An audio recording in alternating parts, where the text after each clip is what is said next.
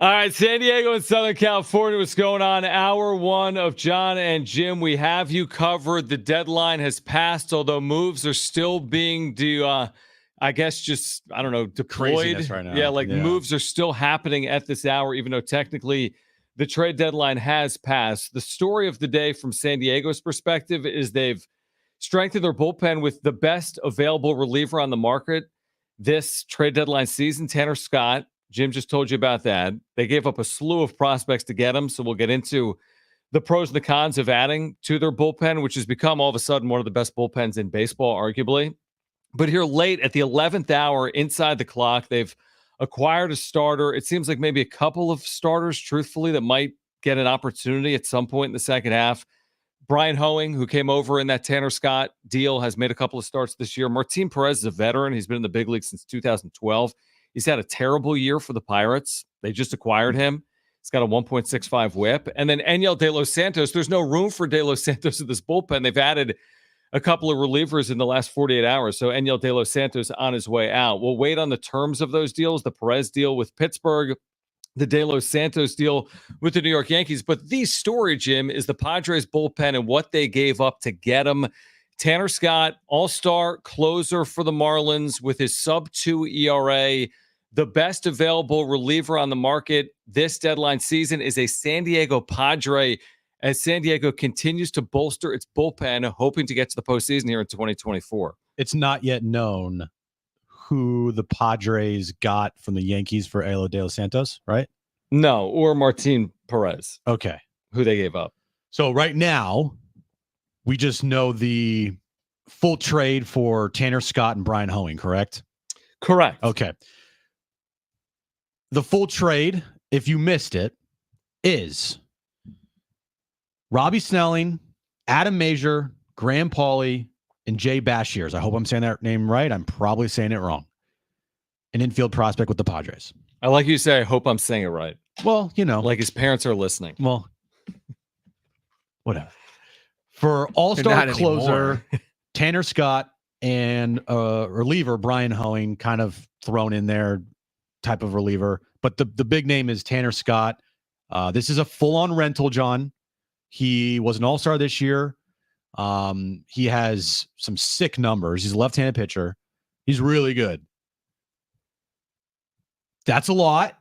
I did not expect to have the Padres' two biggest trades be for relievers and be for essentially their entire farm besides Ethan Salas and Leo DeVries. But it probably speaks to the market for starting pitching and the steeper price for starting pitching. So where everyone is yinging, AJ Preller yangs, and a lot like the deal that they made with Tampa Bay a couple of days ago for, who's the reliever? I'm free. Jason Adam. A lot like the Jason Adam deal. You're giving up quote unquote top prospects, but you're also giving up guys that aren't close to the major leagues, that aren't having good years. Robbie Snelling's got a 6 ERA in AA at 1 point, one of your top pitching prospects in the organization. Graham Pauley, we saw him a little bit earlier this year. I don't know if there's a big need for Graham Pauley at any point soon. So there's that as well. Who's the other top 5 prospect they just gave up in this deal? Pauley, Major. And Adam Major we've seen. And it's not to say Major doesn't have a bright future. He very well might. But this is about 2024 as it should be. With the Machados and the Bogarts in their primes, with everything you're dealing with, trying to get into the postseason, we always say it, play for now. I don't really concern myself with 2026 right now. Plus, you didn't mortgage the top of your farm with Ethan Salas and or Leo DeVries. So, yeah, you quote-unquote gave up a lot, but you also gave up on guys that aren't touching the big leagues in 2024 or likely 2025. You're playing for now. You've built a legitimate bullpen that can win hopefully in the regular season and in the postseason. And to make a big trade, you got to pay a price. And they've paid a price, but I'm not going to fault it here today. They've held on to their top prospects. They've bolstered their bullpen. They have to get to the postseason, but they had to get to the postseason before the Tanner Scott trade. And we'll talk with David J. Matt Friars later in the show to talk about all the prospects that were traded away here today. Before the season started, John, here are the top 11 prospects in the organization before the season started. So not right now, but before the season started. You had Salas, Merrill, Lesko, Snelling, Head, Zavala, Thorpe, Major, Iriarte, Marcy, and Pauly. Every single one of them has been traded except for Salas and, of course, Jackson Merrill, who's an all-star. And then Leo DeVries jumped up in there this year with his season down in the minors. So he traded away the farm. Like literally, it's not a hyperbole. He traded away the farm this year for Tanner Scott, Jason Adam, Luis Arraez, and Dylan Cease. That's amazing to me. I'd give him an extension for that. Like, because without Dylan Cease, Luis Arraez, Tanner Scott, Jason Adam, you got no shot to do anything that Padres fans want you to do in 2024. So I'll take those 9 names and I will trade them for Dylan Cease and Luis Arraez and Jason Adam and Tanner Scott, and I will live to see another day. That's my position on it today. If it was Leo DeVries, if it was Ethan Salas, if they missed the postseason, well, okay, then that's a different conversation. But they didn't trade Ethan Salas. They didn't trade Leo DeVries. They haven't yet missed the postseason. Plus, we don't know what they'll do if they get to the postseason and the type of run that they're capable of making. But does anyone want to see this team without Dylan Cease or without no this bullpen entering Sunday was 21st in baseball in bullpen ERA. Again, maybe it is misleading to some extent. You and I have talked about it, but you went from a good bullpen, arguably better than a good bullpen, to an elite bullpen. You have one of the best bullpens in baseball that can hold leads after 4 or 5 innings, hopefully. That's not something we could have said about the Padres before 48 hours ago. Dude, their bullpen right now with Robert Suarez, the back end as your closer, Tanner Scott, Jeremiah Estrada, you have Jason Adam, Adrian Morahone. Yeah, you still have guys like Yuki Matsui in there. Matsui's in there. Kolek's going to be in there just because he's a Rule 5 guy. They don't want to get rid of him. Yep. They got rid of De Los Santos to obviously make room for these other guys they brought in. They traded for another reliever, Brian Hoeing, today from the Marlins as well. And the Tanner Scott deal. Reliever. Look, there's a couple ways you can look at it, and I'll look at it this way. The Padres have to make the postseason this year. The Padres have to make a deep run in the postseason this year. AJ Preller's job is pretty much on the line, in my opinion, and it's even more so on the line after this because their window, it feels like it's gotten shorter, not like stayed the same. And by that, I mean this year or next year, like you got to make an aggressive run in the postseason again in order for this to like really pay off. And this year you traded for 2 guys back in your bullpen. One's a rental. You traded a lot for him. You essentially have 0 depth now in your organization. None. You have no depth. You are relying on an injured Joe Musgrove and Johnny Brito and the guy that just traded from the Pittsburgh Pirates, who has had a horrible season, and Brian Hoeing, who traded for in this deal, to essentially fill in the back of your rotation. But their mindset is, all right, well, we can't get a starter because the starting pitching market, the asking prices are astronomical through the roof. We're going to load up on the bullpen. We're going to have the nastiest bullpen possible. And hopefully we get to the postseason because a nasty bullpen in the postseason is like vital for you to make a run. But, you know, AJ Preller, he went all in here. He said, the farm be damn, minus 2 guys, which they're not just 2 guys, they're top prospects. And I'm trading everybody away because I need to make the postseason and we need to make a run this year. Disagree. I don't think he went all in. That would have included trading Leo DeVries and or Ethan Salas. And there is no way AJ Preller needs the Padres to make a deep run for him to keep his job. Now, we may say we want to see the Padres make a deep run, and for this to pay off, you want to see them make a deep run. But AJ Preller's not losing his job if the Padres make the postseason in 2024. So that's it? Postseason? 100%. Gets swept in the first round? It's totally fine? AJ Preller, and you can replay this and mark this if it changes. AJ Preller is not losing his job if the San Diego Padres make the postseason in 2024. John has a.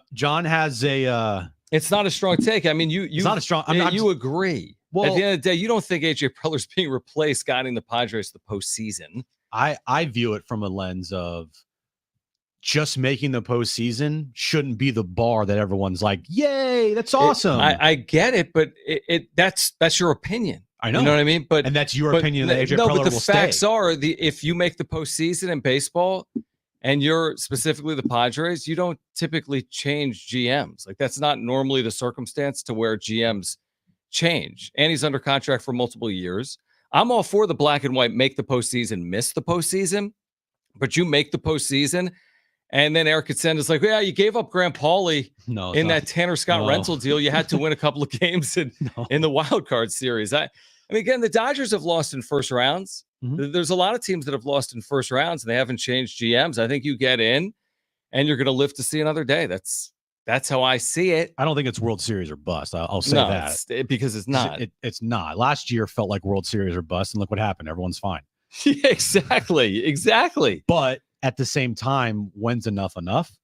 And typically not when you make. If you miss the postseason, enough is enough. Okay, yeah, that's it. And so with a very strong bullpen now, hopefully the lack of depth in your starting rotation and the lack of depth in your organization doesn't bite you in the ass. They're really going to have to rely heavily on Joe and Johnny Brito and this guy. I keep forgetting his name. Who is it? Martin Perez, Brian Perez. Hoeing. I mean, we'll talk about on the other side. Do they have enough starting pitching to get to the postseason? Yes or no? We'd love to hear from you. What do you think of this deadline for the Padres and AJ Preller? 877-767-4760. Again, 877-767-4760. You can text us, 70470. Start it with team. Do the Padres have enough starting pitching? What do you think of the job AJ Preller has done here at the deadline? David J. from Mad Friars on all the changes in the farm will join us the 5 o'clock hour. It's Jon and Jim.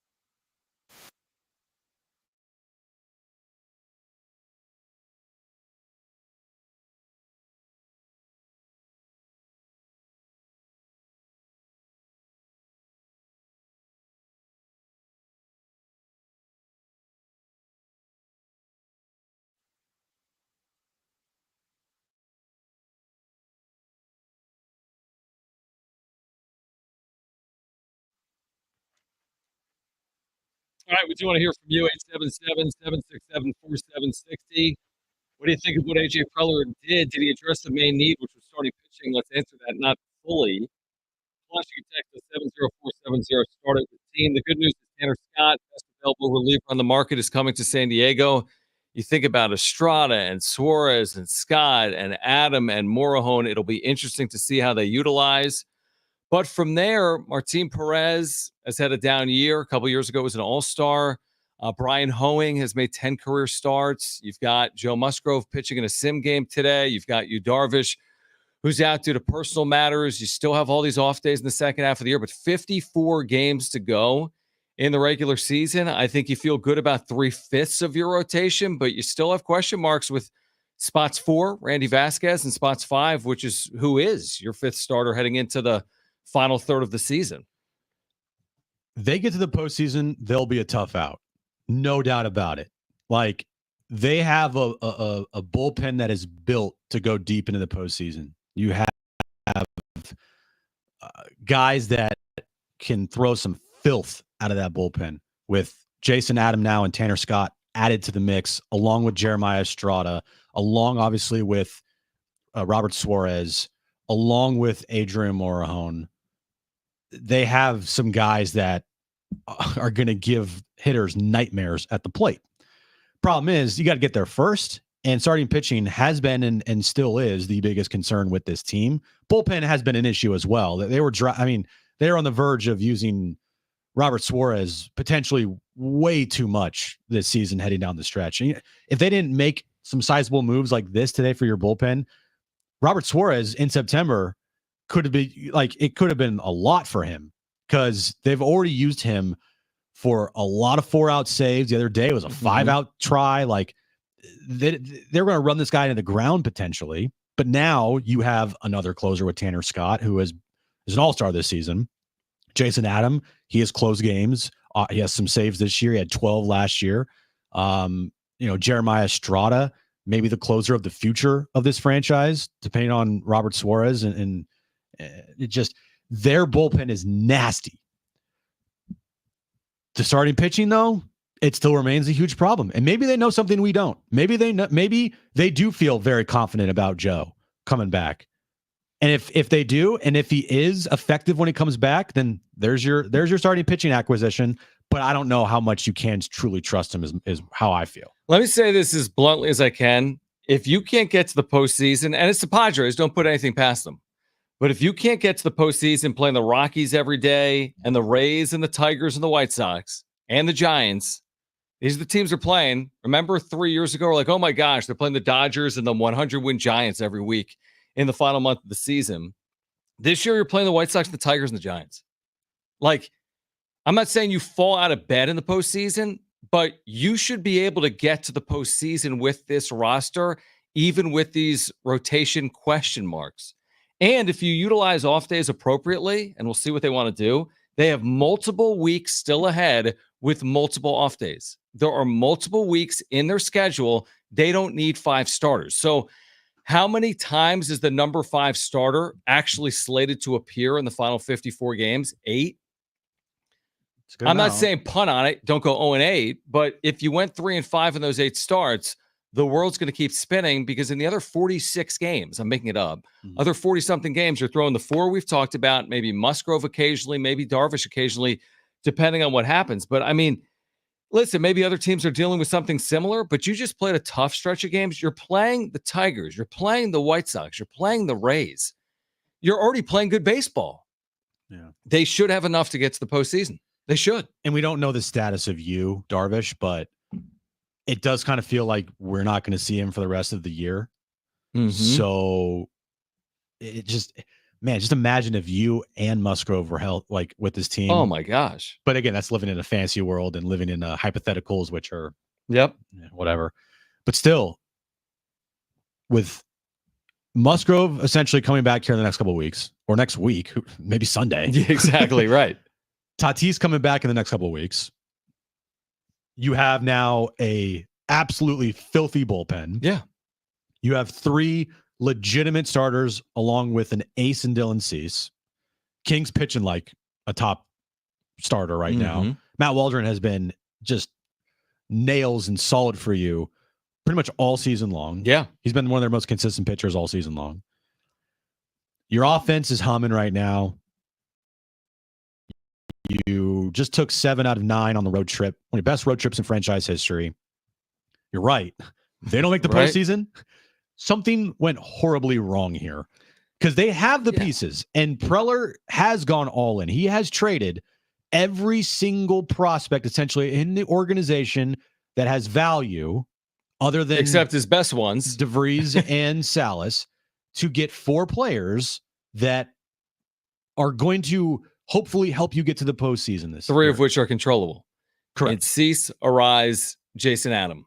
So, no, you're right. He has to get there. But guess what? Here's the other thing. What's the record? 57 and 51. They're 20, like they go 27 and 27, which isn't as good as they've played this year. And oh, by the way, they hopefully get Fernando Tatis Jr. back and some combination of Darvish or Musgrove. You go 27 and 27, you're probably in the postseason. You go 28 and 26, you're in the postseason. Like, we're not asking for them to overcome 3 games and pass 3 teams. I get it. It's crowded. It's a crowded race right now. But then again, they're a game away from hosting a playoff series and being that top wild card. And they're also a game away from maybe being on the outside looking in. I just feel as if the roster he's built, the bullpen he has, hopefully Tatis comes back. I don't think we're asking for a ton for this team to find its way to the postseason. Like, again, they have work to do, but I don't think we're asking for a ton for this team to get there. They're not in the position the Giants are in, or the Reds. Yeah. They're in a position where they have played extremely good baseball to give them like a little wiggle room, but not a lot. And they've put themselves in position to where going down the stretch here, they almost control like their own destiny in a sense. Definitely. You just play good baseball, you're in. Yeah. You don't need to really have anybody in front of you like fall back because not really. I think you're what? Either a half game or tied with the Braves right now for the 4th spot. I think they're a half game behind them, or maybe 1. It's very close. Yeah. So just take care of business, play good baseball, and you're in. You don't need to have like this team and that team and that team just lose a bunch of games. Now you don't want them to like get extremely hot behind you. Sure. But in a sense, the Padres here control most of their own destiny down the stretch. And with this bullpen that AJ Preller has now assembled at the deadline, it's nasty. Now, I have said like bullpen's the easiest to get done at the deadline. I didn't expect 2 big time relievers to cost everything, essentially, almost. By the way, we also he probably acquired, Jim, 4 players for his major league roster. He acquired Scott. Who's the other reliever? Hoeing. Jason Adam, Martin Perez, Hoeing. Brian Hoeing. I mean, all 4 of these guys could be on the big league roster like tomorrow. Right. Gillespie gone. Dos Santos was traded. So not wholesale change, but hey, they addressed a specific need. They're not worried about their offense, nor should they be. They've had a top 10 offense in baseball. They don't have Fernando Tatis Jr. They did address, though, their pitching staff, specifically the back of their bullpen that's been bolstered. All right, we'll get your calls on the other side, 877-767-4760, plus your text, 70470. Start it with team. David J. from Mad Friars will swing by in the 5 o'clock hour. You will hear from one of the newest Padres as well coming up later this hour in Jason Adam in the Padres clubhouse. By the way, they get ready for the Dodgers tonight, game 1 of a 2-game series. Stay with us.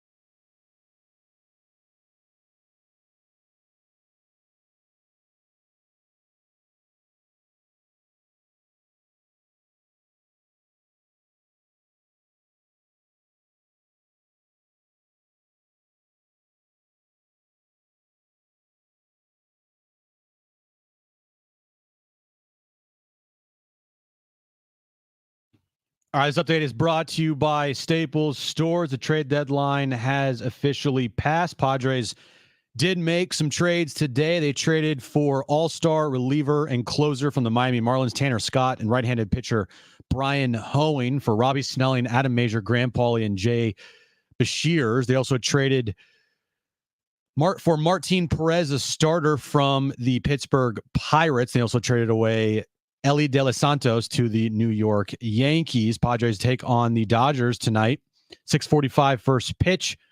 Matt Waldron takes the mound for the Padres against Tyler Glasnow for the Dodgers. And this update has been brought to you by Staples.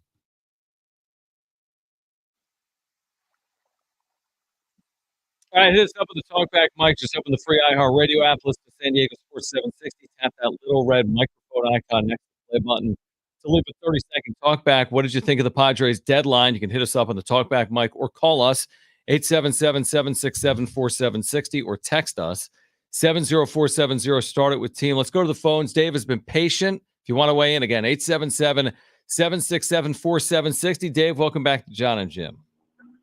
Thanks again, guys, and thanks for the coverage. Yeah. Well, I think we're all a bit surprised. I don't think anybody at the start of this thought that the main focus would be relievers and only relievers.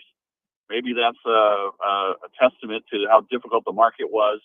I don't think we'll ever know because AJ doesn't do a real good job of telling us what the real stories are, but certainly you can tell by the acquisitions and what was given up. Certainly the other teams that had starters most likely weren't interested, so that were willing to trade. That's number one. Number two, going back to the evaluation of AJ, I share a little bit of what both of you have said from the sentiment. I'll take it a little bit different direction. And I've said this before, and I'm going to stick with this. There are the 6 big major contracts that sit around the noose in the neck of this franchise.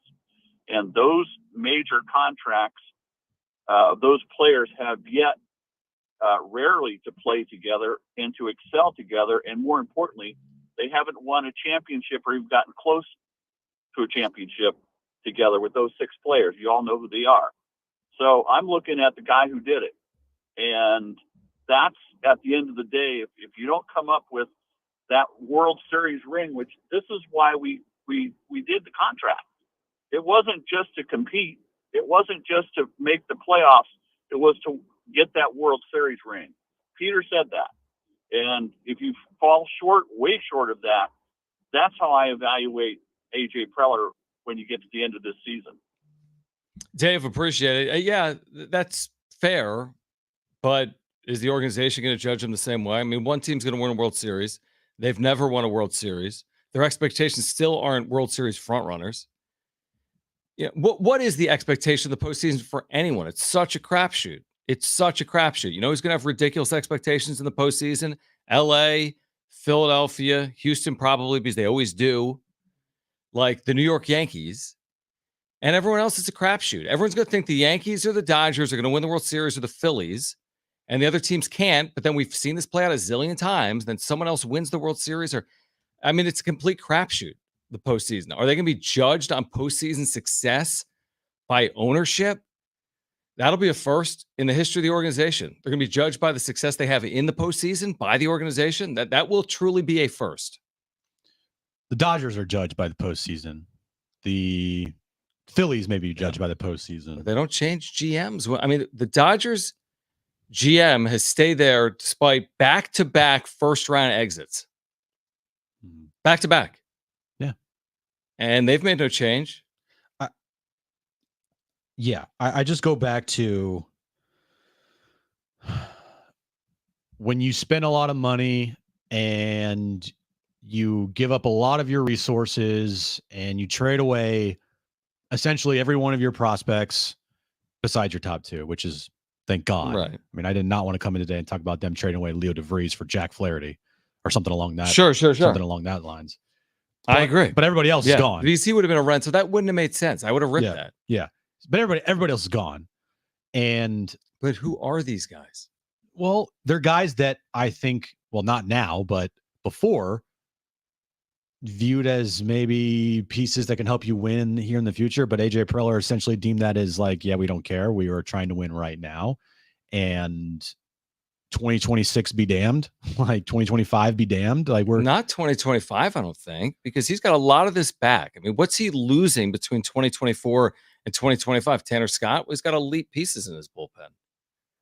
So, I mean, he's not losing a lot for 2025 the way I look at the roster right now. I mean, Jerks and Profar is the biggest loss for 2025 loss. Potentially. Yeah. That would be the biggest one right now. From a standpoint of organizational depth, like you don't have any of it. You don't have any. So when you deal with after Soto and then they rebuilt the thing. I know, and that's what I was about to just get to is here's my AJ Preller positive. Mm-hmm. Like what AJ Preller is really good at is building up a farm system. He is horrible at building a major league roster to make the postseason consistently, but he is amazing at building a farm system and getting those prospect rankings as high as he possibly can. Right? So with that said, you kept your number 1 and your number 2 prospect. You kept Ethan Salas and you keep Leo DeVries. All right. That's awesome. You traded away everybody else. But now what Preller is going to be doing is, guess what? Rebuilding that farm system. So if he does happen to stay here for 2 more years, I bet you in 2 more years, you're going to have other prospects that are going to be viewed as just like these guys you traded away. Yay! Perfect. No problem. You're exactly right. And here's the other thing. When you trade prospects 3 through 10, guess what? You have new prospects that now are ranked 3 through 10. But they're only ranked 3 through 10 because those guys left. But people don't understand that. Fans are going to see this offseason, people are going to say, oh, look at the Padres' number 3 prospect. No one's going to put an asterisk by it and be like, oh, it's their number 3 prospect, but he'd really be their number 11 if not for the 2 trades they made. Nobody understands that.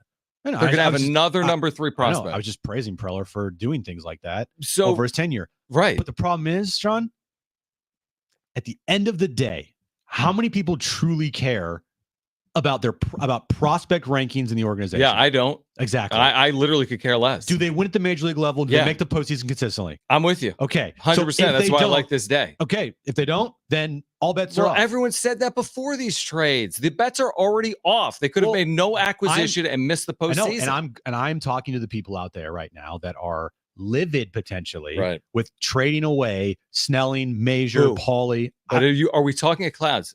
Maybe. We're looking at it. Maybe. I don't see anyone livid. I don't.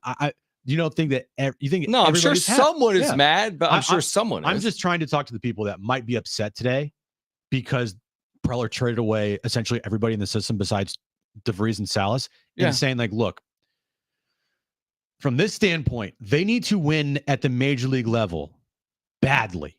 I agree. They need to do everything they possibly can to win at the major league level as bad as possible, or else Preller is gone.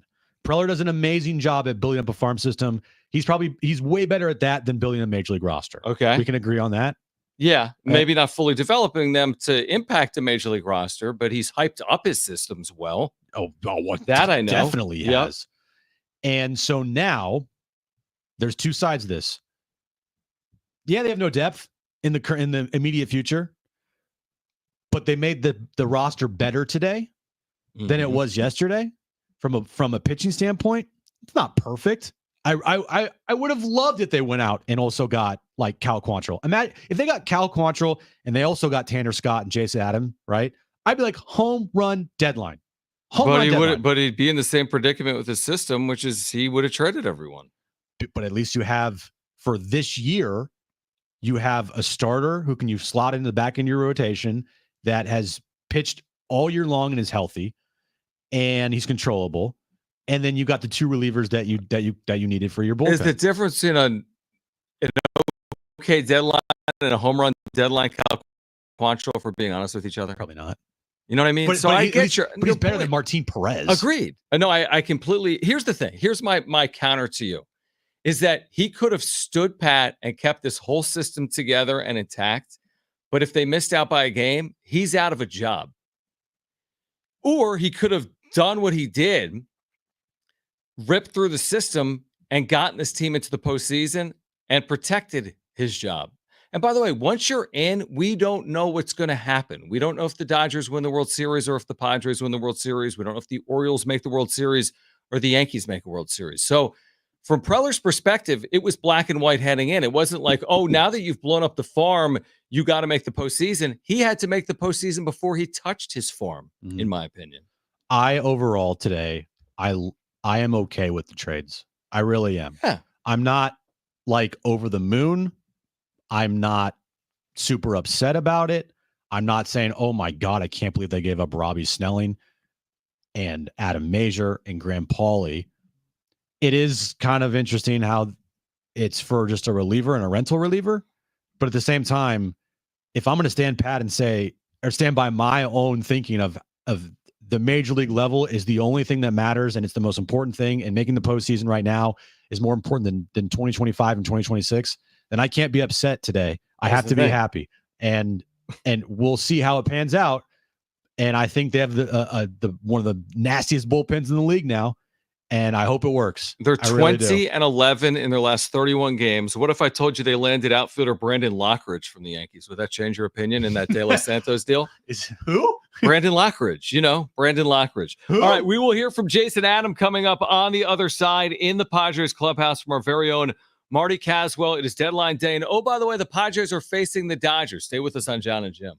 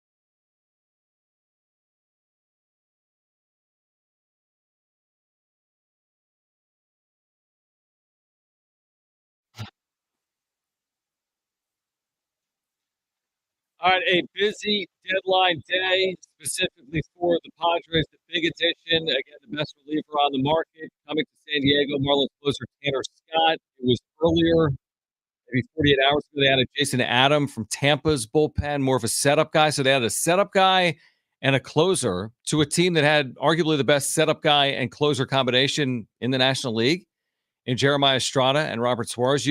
You've got in tandem two setup closer combinations that basically any team in baseball would take with Estrada Suarez and now also with Jason Adam, Tanner Scott. Yeah. You have 4 guys that can close games for you legitimately. And that have Yep. Well, or have close games in major leagues. Yep. Estrada, not a lot of experience there, but he's been asked. He's been asked and he's done it. Suarez, he's been lights out this year, probably the best closer in baseball. And Tanner Scott, some of these numbers, John, are insane. They're better than like a 1.1 ERA. They're better than Robert Suarez. Yep. 45 and 2/3 innings pitched, 1.18 ERA. He has 18 saves on the year. His whip is 1. In 45 innings, he struck out 53. His walks, though, are way too high. He's walked 27 batters in 45 and 2/3 innings. Mm-hmm. But his whip still is 1. That means he's not giving up a lot of hits.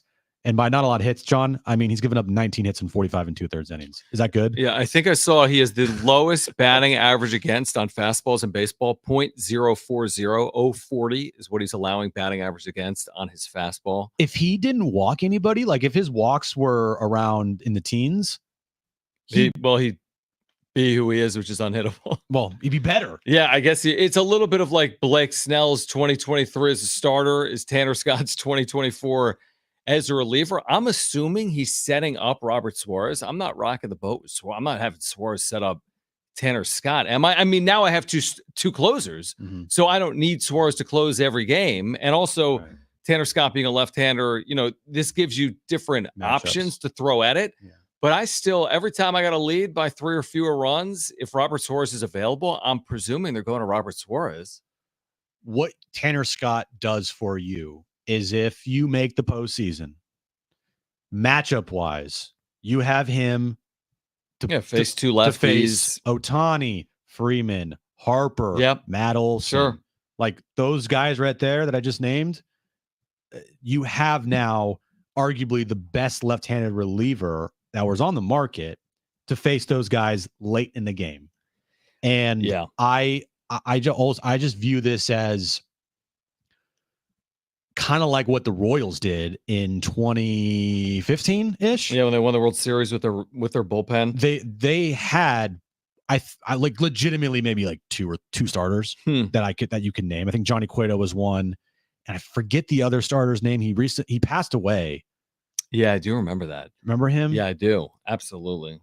And other than that, it was like kind of a mix and match of starters, but their bullpen, 7, 8, 9, Yordano Ventura. Edinson Volquez. Edinson Volquez, Yeah. Who else? Jeremy Guthrie, who was bad. Again. Danny Duffy was blah. But who was Chris Young was good, and Johnny Cueto was not good. But give me their back end of their bullpen. Yeah, I think 7, 8, 9 in there was Greg Holland, Wade Davis, and Ryan Madsen was amazing. Franklin Morales was good. I mean, they had a really good bullpen. And that is what AJ Preller has essentially done here, is make this a 5-inning game. If they make the postseason, what I'm going towards, right? Mm-hmm. They got to get there, and that's still an ask. It's not going to be easy. There's still a lot that has to go into this as well. But his mindset is, all right, I feel good enough about this team. I feel like we are going to make the postseason. We have conviction here. We feel we have confidence in this team that they're going to make the postseason. Once we get there, which you got to have that mindset. Like, we're going to get to the postseason. Once you get to the postseason, you have now effectively made this a 5 or 6 inning game. Essentially is what's going on here. Right. Jason Adam, Jeremiah Estrada, Tanner Scott, and Robert Suarez. I mean, to that point, all right, I heard something today on MLB Network. I forget from whom, but it was that starters go 5 innings or fewer in the regular season 45% of the time. That sounded really high, but starters go 5 innings or fewer 55% of the time in the postseason. So you're relying more heavily, obviously, on your bullpen. By the way, left-handed hitters against Tanner Scott this year, Jim? I'm going to say that they're hitting under 100. They have 3 hits. Okay, they're so hitting well, 077. Now righties are hitting 144, but they're hitting half as well lefties against Tanner Scott. So to your point, it's a really good one. The Harpers, the Otanis, elite left-handed pitching is going to hit what? 140 off them. Elite left-handed pitching is going to hit 140 off them. Average left-handed hitting is going to hit 050 off them. So it is a steep price to pay to get Tanner Scott in here for sure. And you have no depth in your organization now, like that could help you in the immediate future. Salas and DeVries, they're still teenagers in the future, hopefully, like 3, 4, 5 years down the line, hopefully maybe less than that, but hopefully, but still it's going to be a while. This all just signals like they need to win now. They're trying to win now. I do like the aggressiveness of it. Does it feel like it's kind of a steep, it does. It feels steep in my opinion. It does, but at the same time, when you look at the major league club, that's all that matters. They have a nasty bullpen on paper. They got to go out there and prove it. But on paper, nasty. Like, again, if the option is this, if both teams made the postseason, the team that stood pat and the team that went for it, but the team that stood pat lost in the first round and the team that went for it won one additional round and had less in their system as a result of it, I'd rather make it further into the postseason. And I think that this deadline by Preller has given the Padres a better chance to make noise in the postseason than they would have had otherwise. Plus, I think it gives them a better chance of making the postseason than they would have had otherwise. All right, we were going to hear from Jason Adam. We didn't. So we will hear from Jason Adam on the other side, the newest Padre reliever, or one of them, in the Padres clubhouse this afternoon. We'll have the wrap for you on the other side. By the way, as well, coming up at the 4 o'clock hour, your chance to win a pair of tickets to see Luke Bryan. Sold-out show, North Island Credit Union Amphitheater, August 8th. We have a pair of tickets to a sold-out Luke Bryan show that we will give away in the 4 o'clock hour. The wrap is coming up. We'll hear from Jason Adam. We'll hear from AJ Preller in the 4 and 5 o'clock hour as well. And David J. from Mad Friars joins us on the State of the Padres system at 5:30. But we'll kick off hour 2 of Jon and Jim. Don't go anywhere. That's next.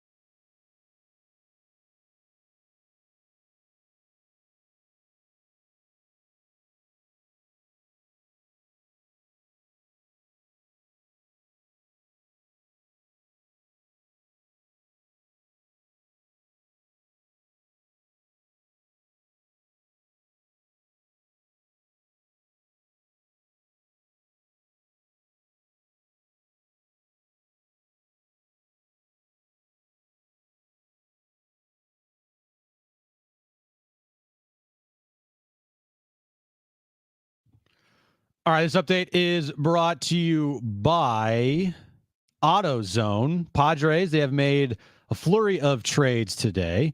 They traded for all-star reliever and closer of the Miami Marlins, Tanner Scott, also Brian Honing. He's a right-handed pitcher from the Marlins. They also traded for starter Martin Perez from the Pittsburgh Pirates. And the other day, or past weekend, traded for Jason Adam, reliever from the Rays. Robbie Snelling, Adam Major, Graham Pauley, and Jay Bashiers are all traded away. They're going to the Marlins, the Tanner Scott deal, and Eloy De Los Santos has been traded to the Yankees. Starting stronger starts at AutoZone, where they've got battery solutions in the form of free battery testing, free battery charging, and replacement batteries that fit your needs. That's what makes them America's #1 battery destination. Get in the zone, AutoZone.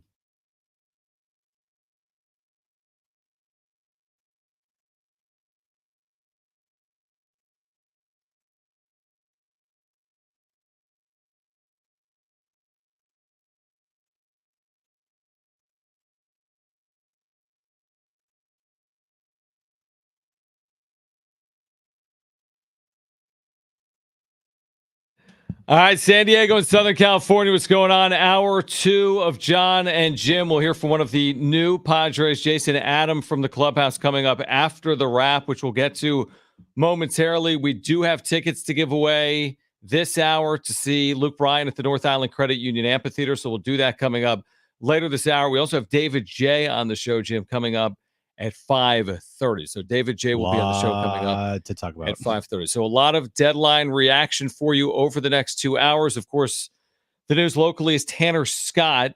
That's the primary addition. There's some other pieces here, like you said. Brian Hoeing could start for this team in the second half of the year. Martin Perez from the Pirates could start for this team in the second half of the year. They added a speedster from the Yankees system. That's who Brendan Lockridge is, by the way. 80 speed on the 20/80 scout scale. Maybe he's on your postseason roster to steal a base if you make the postseason. So we can continue to react, but right now let's get to this. It's time for The Wrap, presented by Sombrero Mexican Food. Check out their website at sombreromex.com. Who had the best trade deadline in baseball? There were so many trades, John. Must have been 20 today, right? 20 plus, maybe? At one point, I was just scrolling, and it was like every second there was a new trade. Mm-hmm. The best trade deadline in all of baseball. Well, on paper, I hate to say it. I know what you're going to say. The Dodgers got Jack Flaherty, and that could hurt. I do on paper, like for the major league club, really like what the Padres did. I really do, because it helped this team a lot for their bullpen. I'm not going to say the Dodgers because I can't say the Dodgers, so I'll just say the Padres. I wouldn't say the Padres if it was only based on the last 48 hours, but if I was asked who had made the most impactful trades this season in Major League Baseball, I would definitively say the San Diego Padres, because I'd be including Dylan Cease and Luis Arraez. When you add Cease and Arraez to Scott and Jason Adam, you've made wholesale change to a roster, and that is worthy of the best trades made in baseball. Now, you've gutted a lot of your system to do it, but you've impacted your major league roster. So, yeah, just at the deadline, there's some teams that have gone for it, so to speak. I think the best player to move at the deadline is Jack Flaherty. Yeah. I think the best player to move this season is Dylan Cease, and the Padres got Cease, and the Dodgers didn't. So I think you could say the Padres for the season, but Cardinals kind of went for it a little bit here over the last 48 hours. Dodgers did as well. Yeah. A couple of teams in the National League. Yeah, it's hard to say the Padres had the best deadline because they gave up the entire farm. They gave up everybody. I just hope that it works out and that this year, the players they brought in, Jason Adam and Tanner Scott being the two big ones, help this team in a huge way. Because if they don't, well, it's like what I don't know what the Dodgers gave up for Jack Flaherty. I have no idea. I don't know. It's a rental, and they probably gave up a lot. But okay, go win in the postseason. Does he give you a better chance to win in the postseason? I think they would probably say yes. Next question. Did the Padres pay too big a price for Tanner Scott? Yes, they did, but they have to win now. And Preller is, I'm not going to say desperate, but he's in the mindset like I need to do everything I possibly can to win for this season. Future be damned. That's also kind of bit him in the ass for his entire tenure here. But They got to win now. They got to bring in pieces that can help you win now. Tanner Scott does that. Did they pay too much? Yes, they did. Did they pay too steep of a price? Time can only tell that. If Tanner Scott in That's the why it's postseason time. has like 12 appearances and doesn't give up a run, 0 ERA. That's why only time will tell. We cannot say today they paid too steep of a price. We don't know if that's accurate. We don't know what these players turn into in Miami, and we don't know what the Padres do in 2024. So, no, I wouldn't say as of today they paid too steep of a price because we don't know if they did or didn't, and it will be determined between now and the end of October. Next question. Could the Padres still win the NL West? if they sweep the Dodgers here in the next two games, then we can maybe start talking about it. But as of right now, I'm not even thinking about the National League West. Nope. Yeah, I'm with you. I think that they need 2 wins here. I think otherwise you're asking for a ton because 1 win or fewer, you're at least 6.5 games back with like 50 to 52 games to play. I mean, you'd have to play like 750 baseball if they played 600 baseball. So I think it's a stretch today. Now, if they go out and Matt Waldron, pitches the Padres to a opening game win, and then tomorrow Dylan Cease allows 2 hits in 7 innings, and you sweep this series, then yeah, I think we should talk about it. But I don't really want to talk about it until the end of this 2-game series from a Padres perspective. Next question. Speaking of that, would you take a split against the Doyers? Of course I would. I would take a split here. You're facing Glasnow and Kershaw. Kershaw's making only a second start since returning from injury. He's probably not going to go more than 4 innings. I think that's what they're saying right now. Yep. But you have Dylan Cease and Waldron on the mound. It's gonna be a fun series. It's only a 2-game series. Kind of weird because of the whole Korea thing, and it is weird how it's on a Wednesday, Thursday. But I mean, what a day! Trade deadline day, followed by Padres Dodgers. You kidding me? Yeah, no, it's an amazing day. It really is. I would, I don't love it, but yeah, I mean, why wouldn't you take a split? You're 20-11 in your last 31 games. That keeps you on the right trajectory. You're playing the Rockies a lot. You're playing the Marlins. I mean, even Pittsburgh, we'll see if they get Paul Skeens or not. If they don't, I think you should feel decent about your chances of winning those series. So I'll take a split here. Again, you don't want to get greedy. But you say, no, you got to sweep the series. Well, what happens if you get swept?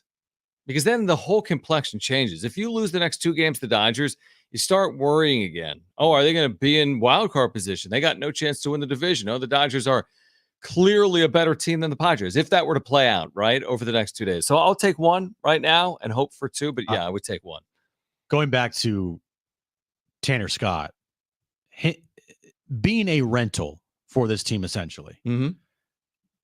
I hope they run him in. I hope they pitch him as much as they possibly can, because you got to get as much value out of him to get to the postseason and through the postseason with him. I hope, and I don't know, and I just hope they pitch him a lot. I hope they use him a lot. I hope we see him twice in this series. Give an off day on Thursday. Hope we see. We won't, Jason. Right? Because they traded for him today. Oh, you're right. So we won't see him twice in the series. Tomorrow. He's got a 3.2 WAR, which is absurd for any reliever. He's also on one of the worst teams in baseball. That's an absurd WAR. Yeah. That's solely based on what he's done, though, with his 1-1 whip. It doesn't matter what team he's on. Use him a lot. Here's the thing, though. I understand what we're saying because he's a rental, but I'm still not running him into the ground until it's October. Now, you got to get to October. But if I have a choice between running him into the ground over the next 2 months or that 3rd month, do whatever the hell you want with him in October. Well, you got to get to the postseason first. Yeah, but I don't think you need to run him into the ground with Estrada and the move they made with Tampa and with Suarez. I don't think you need to pitch him in 38 of the 54 games. But 28 of the 54 games. Yeah, but that's normal usage. That's normal usage because he's appeared in 44. He's appeared in half their games this year. I just think that with him being a rental, I want to see him as much as possible. I'm not saying use him every single day. I'm not saying that. I'm just saying more often than not, I would like to see Tanner Scott be used in how do you want to see high him? Leverage situations. So you want to see him if it was tonight and he was here and it was, let's say it was 3-2 after the 6th inning, San Diego, and Matt Waldron had thrown 100 pitches and he's got a 3-2 lead. He's done, let's just say, in that hypothetical. where are you turning? We know Freeman and Betts are out. We don't know the matchups, but it's 3-2 after 6 innings. Your 7th inning, you're turning 2. Well, it depends on the matchups, like you said. Well, okay. If Ohtani's up, I'm going Tanner Scott. Okay, that's fair. It depends. But the 3 you're probably using in that scenario are Estrada, Scott, Suarez. Yeah. Also Again, with Jason Adam as well, who is there tonight. He's going to be available. Right. And he is a tough matchup versus righties. So right. Yeah, it's going to depend on matchup. It will definitely depend on matchups, but whenever that matchup is there, you gotta take it to your advantage and you got to use them. I feel like. Yeah, it'll be interesting because Schilder's talked about this before. Like, sometimes the save isn't in the 9th inning. They've done it with Suarez. I'm all for that. Now that you got 4 or 5 leverage guys, if you need to throw Tanner Scott to get the final out of the 6th inning, and it is Ohtani in a 1-run game, do it. Yeah. You can start the 7th if you want, but if you need the final out of the 6th inning, and you've got multiple back end pieces behind Tanner Scott, and you use them. Like this club at the major league level, how it's constructed and how it's built, what we've seen so far this year, the bullpen they have built with Tanner Scott, Jason Adam, along with Estrada, and along with Suarez, you have a really good 1-2-3 in your rotation with Dylan Cease, Michael King, Matt Walter. See what happens with Joe. We'll see what happens with Randy Vasquez as far as how long can he keep it up for. He had a down game versus the Orioles on Sunday, but he's been overall solid for you from what you're asking for him. Their offense has been clicking of late. Jurickson Profar has put together a top 5 MVP season. Xander Bogaerts is hotter than the sun right now. Manny Machado has been, I think, consistent for the last month and a half. He's not been like the Manny that we've maybe are hoping to see, but he's been overall consistent for you. Hasn't been in the gutter besides those last 7 games before the first half ended.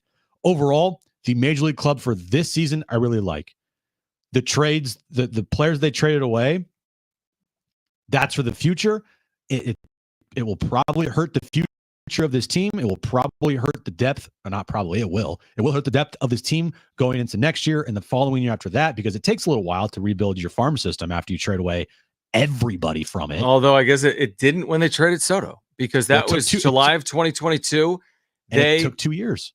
Yeah, to get Cease, Arise, and the two of the 3 or 4 best available relievers in baseball. Yeah, but that's still, a lot of movement. It takes some time. Like, it takes a little time after you trade away everybody in your system. You traded your number 3 through 11 prospects all this year to help the big league club. I know, and I'm fine with that for this season, which is all that matters. If you're the person out there that cares more about the 25, 26, 27 season, then you're probably upset right now. And you're also, then what are you doing? I mean, if you're thinking about sustainability, then go invest in stocks. If you're a sports fan, watch tonight. If you want to like simulate out the next 4 seasons, be mad. But if you want to watch tonight, I think you're probably pretty happy. By the way, AJ Preller with the media this afternoon from our Darnay trip, who's not really ours, but whatever, he's our friend. AJ Preller said they explored starting pitching, went with relievers after weighing out the cost, felt that there were more options and impact available, also took into consideration the possibility of Joe Musgrove returning. Well, that's a big part of it. It is. And I think, and even if he doesn't, with the Perez's and the Hoeings and the Britos, they will find a way that is better than what they tried to do in 2021. That's how I see it. I think they have enough depth with Hoeing, Perez, Brito, Musgrove, Darvish. Again, none of it's guaranteed, but something is going to happen that group can make 8 or 9 starts. Let's hear on the other side. We have been waiting to play the sound. I promise you will hear from Jason Adam coming up next. We have your chance to win Luke Bryan tickets this hour as well. David J. joins us in the 5 o'clock hour from Matt Friars. It's Jon and Jim. And let's get you your Olympic update, as we've been doing throughout the course of the first week of this event. iHeartRadio is the exclusive audio home of NBC's coverage of the 2024 Paris Olympics. And this NBC Olympic Report is brought to you by Islands Restaurants, your local paradise.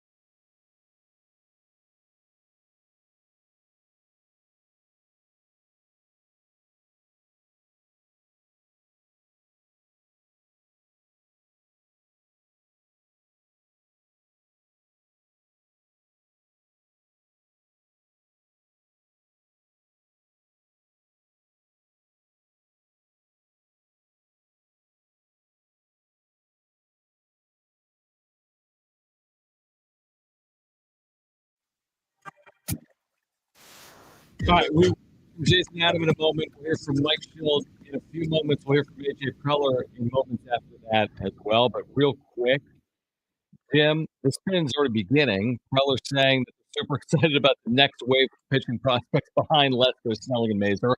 Shocking. Yeah. Okay, so there's that.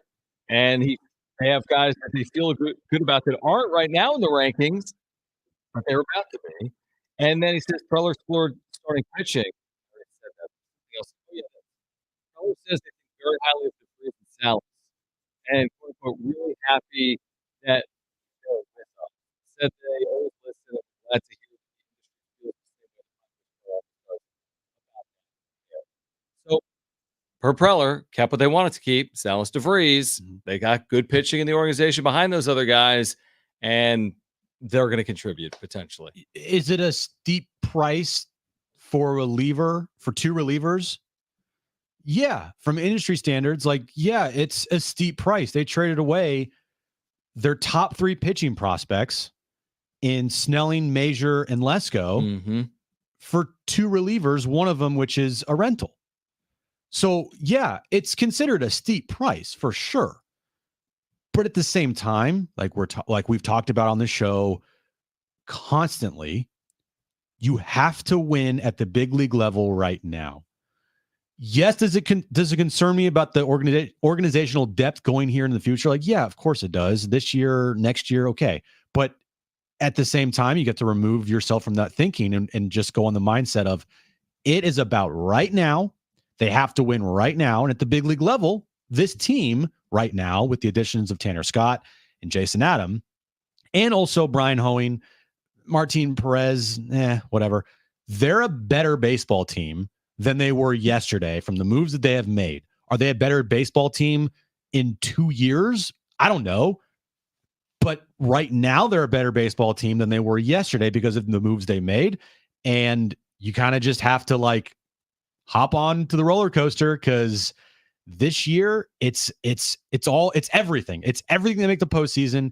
And you can tell by what Preller did at the deadline by trading away so many pieces for top end reliever talent to try to help this team win and win big and make the postseason and hopefully a postseason run to get to the World Series. Yeah, and I'll stick by what we always say, which is I truly, as we sit here right now, could care less about 2026. And guess what? I will care in 2026. I'm sure I'll care a lot, but right now I could care less. Man, I'm going to be retweeting a lot of Dylan Lesko and Robbie Snelling stuff. Yeah, from single A, you will be. With their 6 ERAs. John says they suck. I mean, this year they weren't sniffing AAA. No, they weren't. So they're not helping you. You're right. Are we playing Schilt here or are we playing Jason Adam here? All right, whatever we want. What do you want to play here? Play Mike Schilt on how he is going to use. Let's just talk about the Jason Adams sound the whole show and then never get to it. This is Mike Schilt on these new relievers, how they're going to be used. Yeah, so talked to Jason the day it happened over in Baltimore. Had a good conversation with him. We actually crossed paths 100 years ago in the Texas League. We were talking about that today. And so I have spoken with him. Spoken to him loosely about roles. This kind of just taking place with Tanner, so I haven't had a chance to talk to Tanner yet, but look forward to doing so. And we'll sort out the roles and make sure that everybody's in a good spot. And good news about a deep bullpen is that people can accommodate a lot of different roles, and that's the strength of a club. You've been able to use your bullpen so adroitly. How much fun are you going to have now thinking, hey, give me a lead after the fifth and have some fun with that pen? Yeah, it's going to be fun. I mean, listen, really good teams have really good bullpens and have a balance of bullpen. And we clearly have that now with adding two guys that are high leverage guys with a lot of success and experience. So very excited. You still expect to build backwards with Suarez in the ninth? I expect to have Robert pitch the ninth, yes. All right, so Schilt on usage. He's got a lot available to him. It's going to change based on matchup and night and availability. Simple as that. But now you have guys available. When you're rattling off 7 straight wins like they did on this road trip, you don't have to worry about turning to Robert Suarez 4 straight days, which you're not going to do because you have Tanner Scott and you got Jeremiah Estrada and you have Jason Adam, and they should feel really good about their bullpen. Got to keep it healthy, but they should feel great about their bullpen. They should feel great about Dylan Cease and Matt Waldron and Michael King. Like you said, they should feel good enough about their offense. They should be hopeful on Tatis. I think that's reasonable. Yeah. And from there, figure the rest out. But, I think if you were cautiously optimistic on the Padres 72 hours ago, you'd only be more optimistic today on the 2024 Padres based on the moves they've made here over the last 2 or 3 days. I'll be interested to see what the official final moves are in the bullpen. Mm-hmm. But what we do know right now is De Los Santos was replaced with Jason Adam, correct? Yes, that's how it feels. Because Jason Adam not Jason Adam. De Los Santos was traded to the Yankees today. Correct. So now who is Tanner Scott going to take over for? Probably Gillespie or whoever. It's not going to be Kolek. Won't be He's a Kolek. Rule 5 guy. So Austin Davis. Maybe Austin Davis is. I don't know exactly who is in the back end of their bullpen as we speak, but their bullpen right now is really good on paper. Really, really good. And you replace 2 guys that were giving you nothing, and they were big problems in your bullpen. The constant up and down guy, and then De Los Santos, and you replace those 2 spots with an all-star closer and one of the best right-handed relievers in baseball. So that's an upgrade. Like the other day, we were talking about how they're ranked 21st in bullpen ERA. That to me was inflated, and it didn't tell the whole story, because the De Los Santoses of the world, the Koleks, the Gillespies, the Davises, whoever else it was in your bullpen, right? They're getting up a boatload of runs to inflate that ERA, and those guys are gone. And they're pretty much all gone, and you replace them with an all-star closer and a really good right-handed pitcher. And my guess is, and we'll wait on this, and we'll hear from AJ Preller, and we can hear from Jason Adam on the other side, like we keep saying. My guess is Martin Perez is going to make some starts as your number 5 guy here until you wait on Joe Musgrove, and honestly, you can live with it. Yeah, it hasn't been good. You could argue it's been bad, but he's had good starts. He's got 5.2 ERA, better than Adam Major. So that's my guess. What I want to hear is on the other side. Okay. Well, I was going to tell you something funny before we went to break. Okay, let's hear it. At Padres Data Daily, I just saw this come on my timeline, said that Jerkson Profar and Martin Perez were the Texas Rangers' number 1 and 2 prospects in 2012. There you go. They've got the top 2 prospects now in the organization. On the other side, we'll hear from Jason Adam. We kind of promised, plus Luke Bryan tickets. We'll give those away this hour. Stay with us.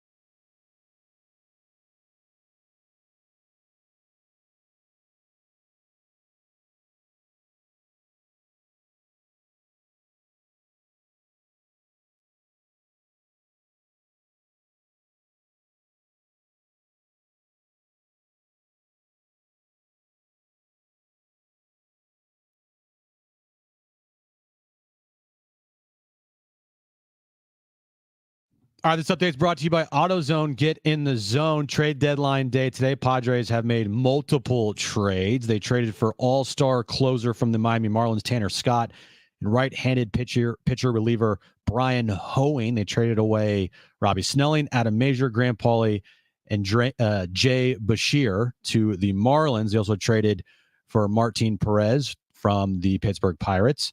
Over the weekend, they traded for Jason Adam from the Rays, and they traded away Ellie De Los Santos today to the Yankees. Starting stronger starts at AutoZone, where they've got battery solutions in the form of free battery testing, free battery charging, and replacement batteries that fit your needs. That's what makes them America's #1 battery destination. Get in the zone, AutoZone.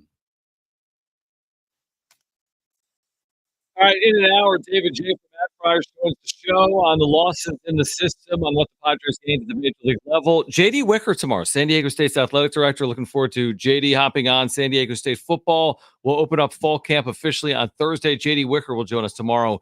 SDSU's AD at 3:30. Andy McCullough, who covers baseball and the Dodgers for the Athletic, will join us tomorrow as well at 4 p.m. Are you surprised Garrett Crochet did not get traded today? No, not based on what he was saying and what Chris Getz, the general manager of the White Sox, was saying either. Plus, he's got 2 years of control after the season. They could just move him in the offseason.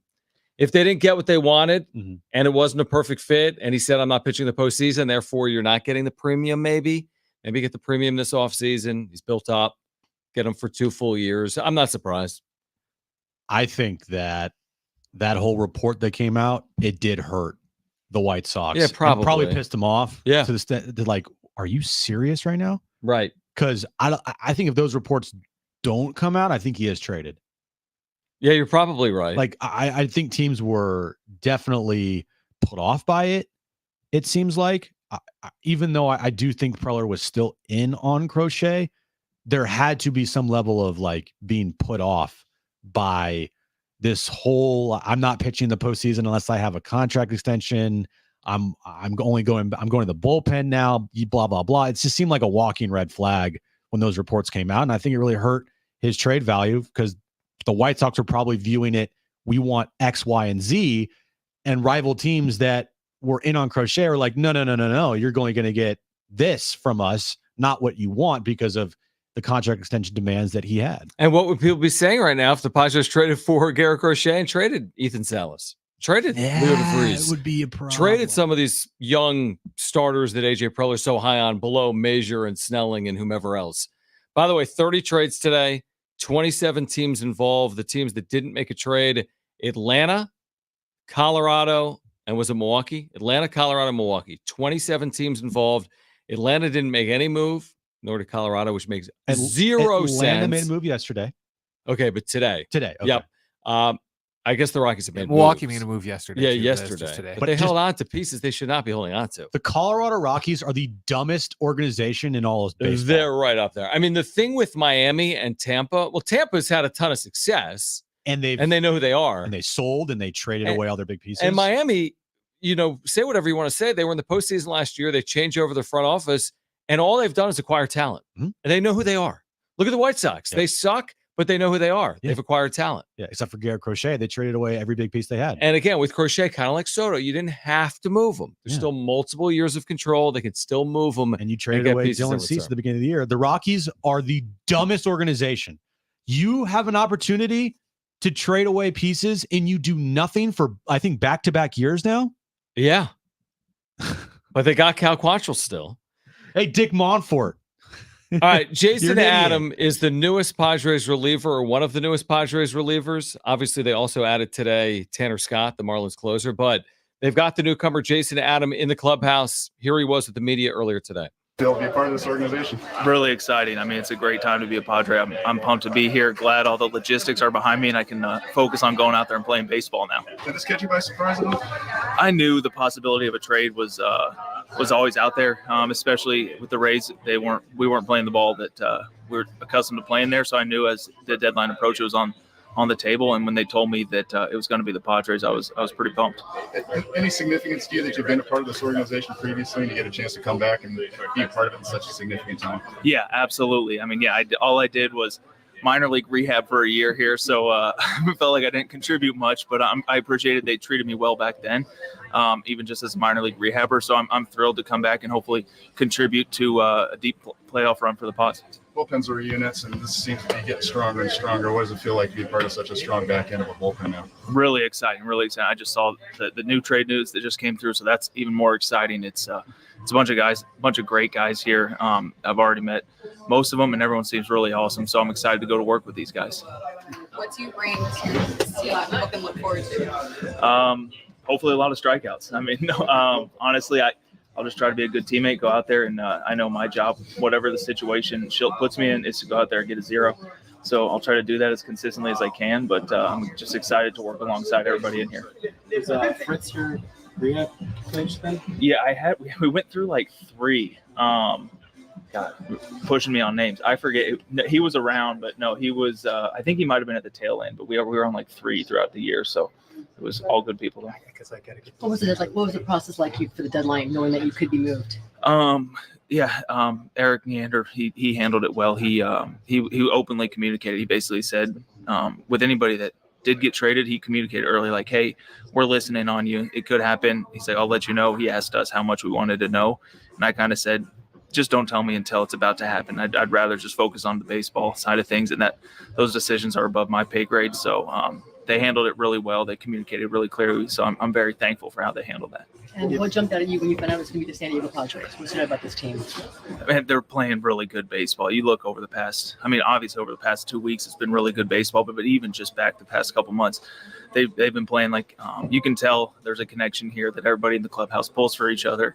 And they're getting the most out of everybody, and they're an incredibly talented team. So it's an honor to just be alongside these guys. How deadly can 7, 8, 9 with yourself, Scott, and Suarez be?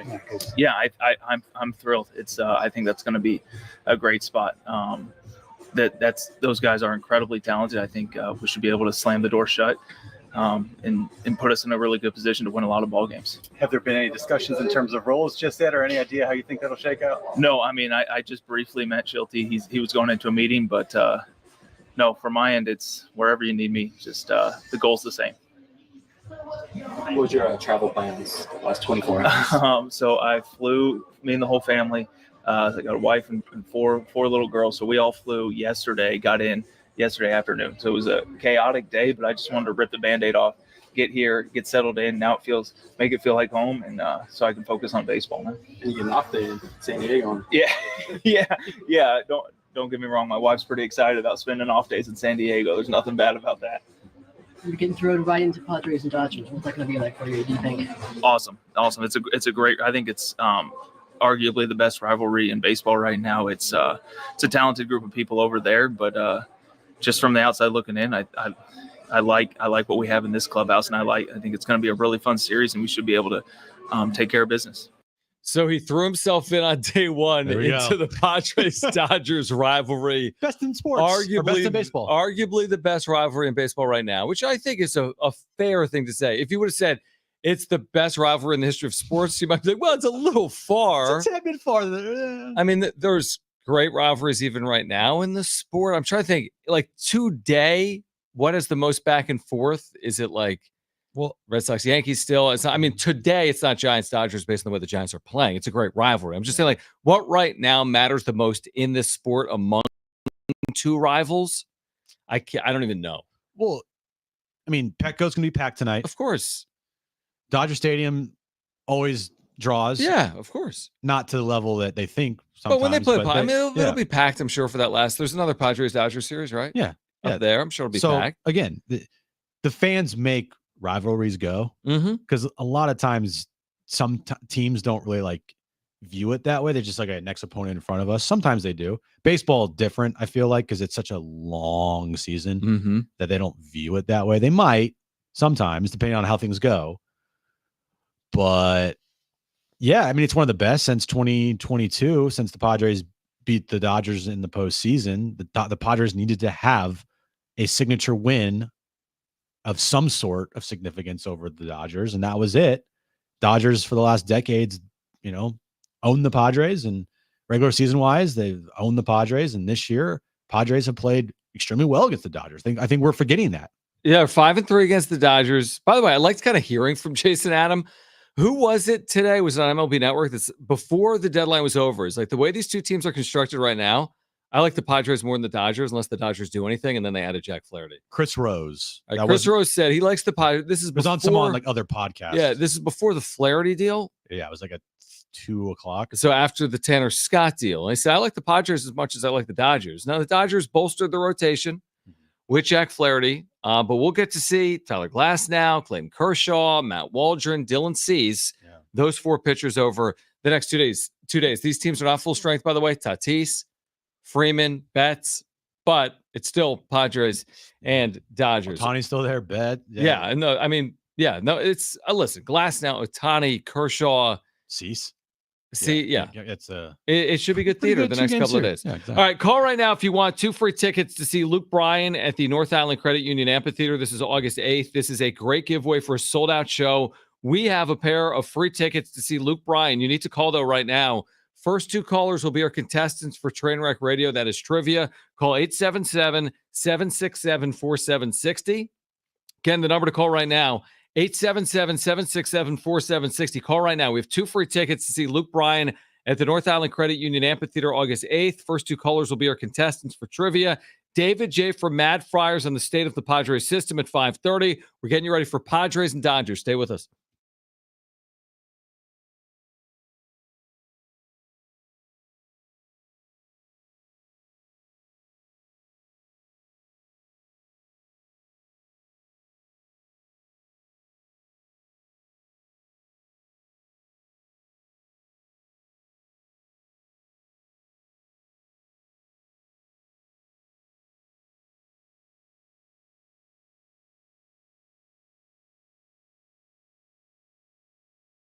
All right, sports fans, listen up. We have found paradise at Circa Las Vegas. Hey, guys, it's Schaefer. We were there earlier in July. We're heading back in August. It is truly a sports lover's dream. It's got this amazing sports book you need to see. It's the largest in Nevada. Plus, the rooftop pools, stadium swim, they're incredible. They've got 6 of them. Massive outdoor video boards to watch all the games, including every San Diego Padres game is on at Stadium Swim. It's open every day, including Christmas and New Year's, 365 days a year. Here's the other good news. Circa's a 21-plus venue, so there's nothing to worry about other than sports. And speaking of which, the biggest pro football contests in Las Vegas are back. They have Circa Survivor and Circa Million, up to $16 million in guaranteed prizes, 2 ways to win and no rake. Circa Survivor contestants select 1 team each week with no point spread. If you last the longest and win it all, you've got $10 million guaranteed. In Circa Million, make 5 picks against the spread each week for your share of $6 million guaranteed. Good news, they've got quarterly payouts, full season payouts as well. You enter in Nevada, but you can play from anywhere, including right here in San Diego. You can visit circasports.com. That's circasports.com for details.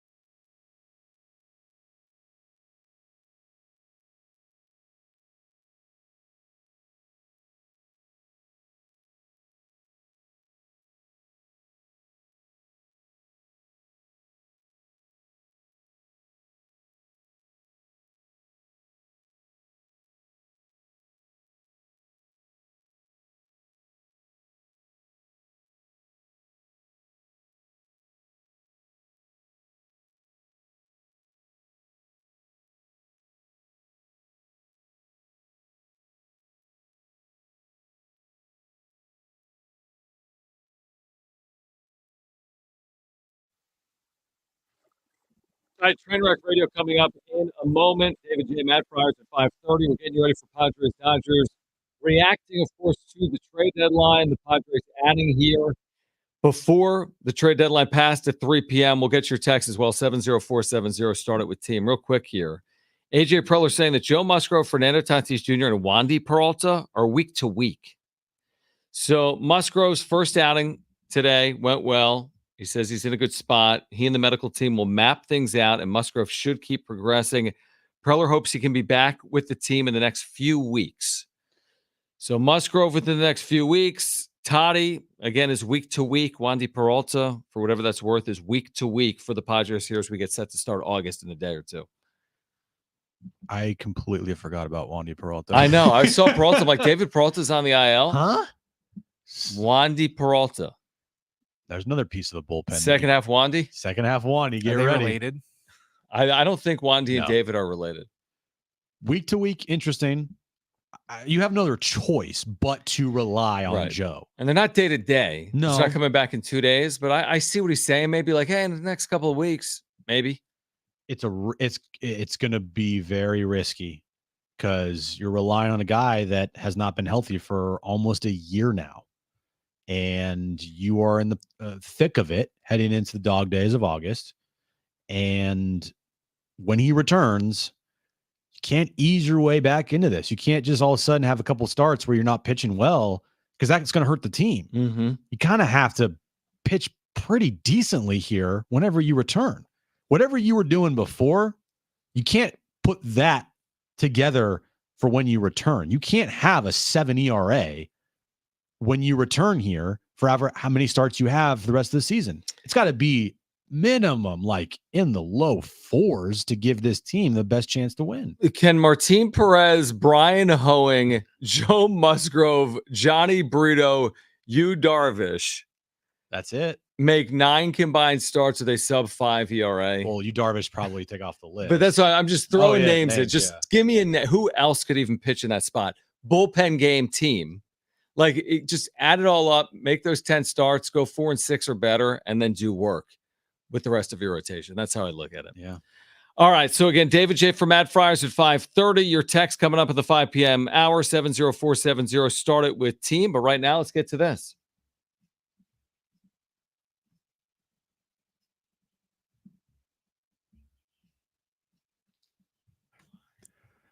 All right, 3 questions, 2 contestants, 1 lifeline. Today's 2 contestants, we have Peter and Gabe. Peter, you called in first, so you have your choice of John or Jim. Who do you want to go with? John, for show. For show. John, for show. So Peter and John? Yeah, that means Gabe, you're with me, all right? Let's go, Jim. All right, let's go, Gabe. Brent, what is the question of the day? All right, guys. Yesterday, the wide receiver ratings for Madden 25 came out. Today's question: name anybody in the top 10 or top 8 wide receivers according to Madden 25. So we're looking for the top 8 wide receivers in the NFL according to Madden 25. Is it because the top 8 are all 90 plus? That's it, right? No, because I just didn't want to give 10 because that'd be too easy. Oh, okay. Just the top 8 receivers in Madden Just 8, yeah. for 2025. All right, Gabe, you're up first. What's your first guess? You do have a lifeline if you choose to use it. Devontae Adams. Devontae Adams. Not my first guess, but he's on the list. He is. There we go. Peter, you're up next. What is your first guess? You do have a lifeline if you choose to use it. I'm going to go with Tyreek the Freak Hill. Tyreek Hill on the list. There okay. Well Gabe, done. Back to you. What's your second guess? You do have a lifeline if you want to use it. Ooh, let's try Cooper Kupp. Cooper Kupp, top 8, coming off an injury-riddled season. He's not on the list. Last year. Yeah, that's right. 2022, that guy's on the list. Or 2 years ago, maybe. Well, Peter, back to you. What's your second guess? You do have a lifeline if you want to use it. Cooper Kupp is 16th. Okay. I'm going to go with Justin Jefferson. Justin JJ. Jefferson, yeah. Boom. On the list. Gabe, you're going to need this to stay in the game. What is your final guess? You do have a lifeline if you want to use it. We're going with the lifeline. The lifeline. Amon-Ra St. Brown. Do you take it? I do. On the list. Wow, look at you. There we go. Peter, back to you. This is to win the game. You do have your lifeline still. So what are you going to do? Mr. NFL John Schaefer. Yes. Is that it, John? What? I'll go with the lifeline for my man John, since he coined the nickname for himself on that one. Yes. Even though he was thinking he's joking. I honestly, I don't know. I have two names in my head. Jim's not gonna let me say both of them, I don't think. No, you're not. You say one. Okay. One of these guys is in a contract dispute situation that I'm gonna say. CeeDee Lamb. Okay, CeeDee Lamb. Do you take that for the win, Peter? You take it. Or do you want to go? I do. Okay, take CeeDee Lamb. Absolutely. Oh, Mr. NFL, right here. How about that? What a lucky guess. No, is it? I was going to say the other name I was going to say Brandon is Jamar Ayuk. Chase. Oh, you're going to say Brandon Ayuk. They're both right. I had two. Brandon Ayuk is I like had two, dude. number 9, right? Dude, Ayuk ain't on this list. Yeah, Ayuk's 9. Come on, Yeah. man. There's no Niners on this list. He's not. He's ranked. He's number. He's Exactly. His rating's 91. Yeah, he's not in the top 8. I just said that. The guy's washed. He's number 9. Who's on the list? I'm He'd kidding. probably be rated higher if he had a better quarterback. Oh, wow. Purdy's number 28 in the top 100 in the NFL listings. Is So that what it is? Suck it. Is he For what, quarterback? That seems low. No, for all players in the league. How do you feel about that? Whatever. Seems a little low, right? I don't care. For a quarterback of a Super Bowl champion or close to a Super Bowl champion team, lost in overtime. It's fine. All right, who's on this list? I hate you. Tyreek's number 1. Justin Jefferson's number 2. CeeDee Lamb is 3. AJ Brown from the Eagles is 4. Amon-Ra St. Brown is 5. Then Devontae Adams, Jamar Chase is 7, and 8 is Stephon Diggs. All right. Did the Padres pay too steep of a price or not in acquiring the top reliever on the market, Marlins closer Tanner Scott? Plus your text 70470. Start it with the word team. Plus David J. from Matt Friars will join us coming up at 5:30. So another full hour here of Jon and Jim. Oh, by the way, Padres Dodgers coming up at 6:40 tonight from Petco Park. Final hour, we're reacting to the trade deadline to Padres Dodgers. Stay with us on Jon and Jim.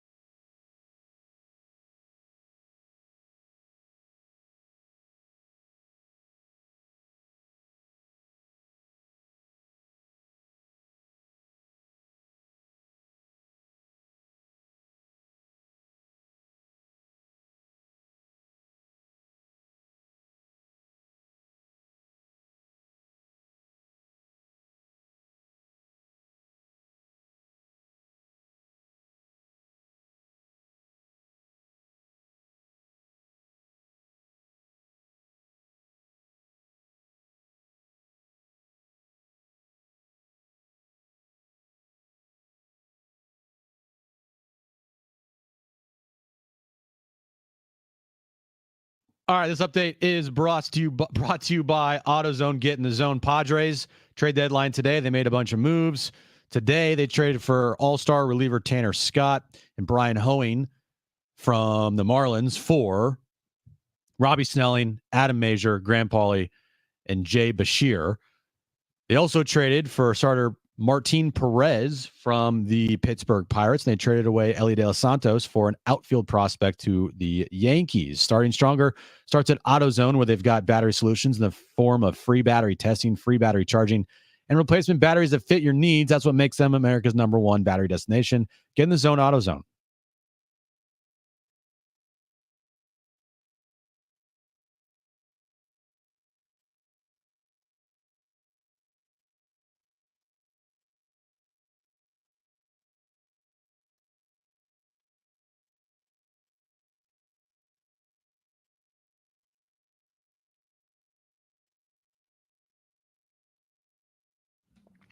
All right, San Diego and Southern California, what's going on? Final hour of Jon and Jim. Trade deadline has passed. David J. for Matt Fryer's on the moves at 5:30. Padres Dodgers coming up at 6:40. Jim's back page. It'll be a busy hour. We do want to get to your text as well. 70470. Start it with the word team, and we'd love to hear from you. Did they pay too steep of a price to land the best available reliever at the deadline, Tanner Scott? 877-767-4760. 3 top 5 prospects for a rental. They've bolstered their bullpen at big time. Say that 3 times. No. And the Padres will go into the series with the Dodgers, where they need to be 54 games to play with among the better bullpens in the entire sport for the final third of the season, plus hopefully the postseason as well. Do you think they gave up too much? I do not. So what? Okay. I do not. Right. I would tell you if I did. I really would. If Leo DeVries was traded for Jack Flaherty, I'd say you better really do something special. You better really do something special to give up one of the top 2. But no, the rest of the system hasn't enamored me. The Snellings and the Leskos with their 6.5 ERAs, just because they were taken early in drafts, doesn't mean they're guys that are going to impact the big leagues for the Padres anytime soon. So no, I just don't. Okay. I mean, I think that it was a lot from a standpoint of if you're trading away your number 3, 4, 6 prospects, I would hope you get back like a starting pitcher instead of a rental reliever. That's how I view it. And if Tanner Scott, so you think it was too steep? Yeah, I've said that. I think no, but you've also said. Well, I get it, but you can. I think both. Like, yeah, do I think they paid a lot for? Do I think they paid a lot for Tanner Scott? Yeah, I do. But do I think Tanner Scott can help this team win this year? Yeah, I do. Mm-hmm. Like, so like trade, like it makes sense for both teams. Yeah, there's pros and cons in my eyes for this going forward. Like, the pro is you get an all-star reliever here, a guy that you can put in your bullpen that makes your bullpen better than it was yesterday by a lot. Mm-hmm. The con is you, for a rental, gave up your number 3, 4, 6, or whatever there were, top 10 prospects in your organization for a rental reliever. But you also have to ask yourself, who are these people? Forget about the numbers. Like, they know more about Robbie Snelling than we do. And Robbie Snelling and Dylan Lesko, we talked about this yesterday, they've had some big-time issues here.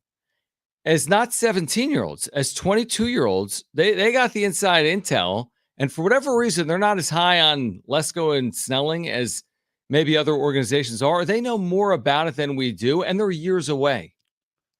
Wasn't Robbie Snelling a top 100 prospect in baseball?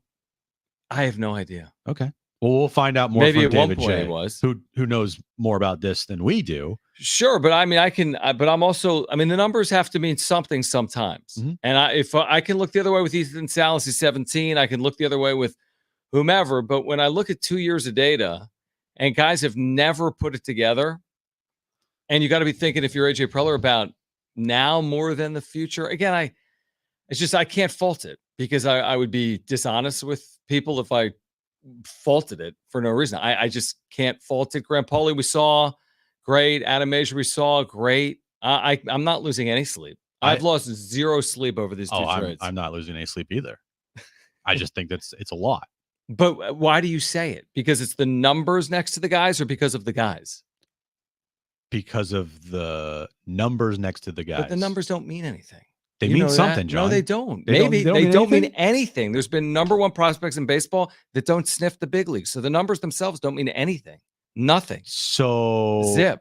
Zero. We're only going off of their performances, is what you're saying. I'm going off their potentials, not where they rank in systems that even the Padres don't and create. Their potentials are based on their rankings in the system. No, but the rankings in the system, someone else is coming up with arbitrarily. We don't know how the organizations feel about him. AJ Preller doesn't write Ethan Salas at the top of the list. Someone else does. Okay. We don't know what they honestly think. Well, is Ethan Salas viewed as a top prospect in baseball? I think he is, and they held out to him, and he's spoken on it. But is Robbie Snelling truly viewed by the organization as their third best prospect? I don't know the answer. Or is he viewed as their 13th best prospect internally? So you don't think that any of these players... No, that's not what I said. You don't think that these players, it was a lot to give up, is what you're saying? No, I don't. Okay. That's my answer. And I also don't think the numbers on their face mean anything. Like someone just joked that Jurickson Profar was the top prospect in baseball. It took him 10 years to make an impact in the big leagues. Martin Perez was the number 2 prospect in the Texas Rangers organization. He's been a nice starter for a long time, but not to the point of being a number 1 or number 2 prospect, maybe in an organization. So trading away 2 pitchers in the organization, a infielder, and I think another infielder. I forget who the other player they traded away. Catcher? Maybe catcher. Who? The Jason Adams deal? They traded the 18-year-old catcher? No. In the Tanner Scott deal.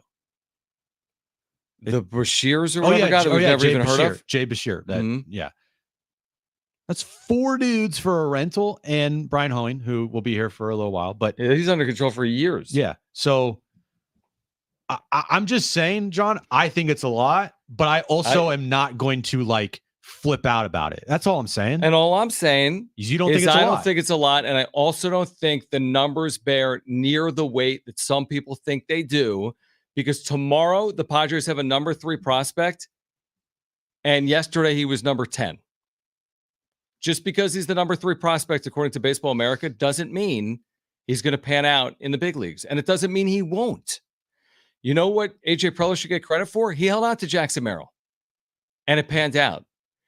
He'll get credit if DeVries and Salas pan out, but there's no assurance that any of the players he's traded away are going to do anything, or that they won't. But nobody knows. Plus, to get a player that's going to impact your team, you have to give up something. So I'm okay with him giving up real talent in an effort to improve his team. This is what Saris said about the trade. He says, Right. I don't know if Major has a good enough fastball to be a starter, but he might. I don't know what happened to Snelling's command, but he hasn't always been this bad. I don't know if Paulie is an everyday player, etc. Still has to count as a good haul for a rental in Scott and a meh righty reliever.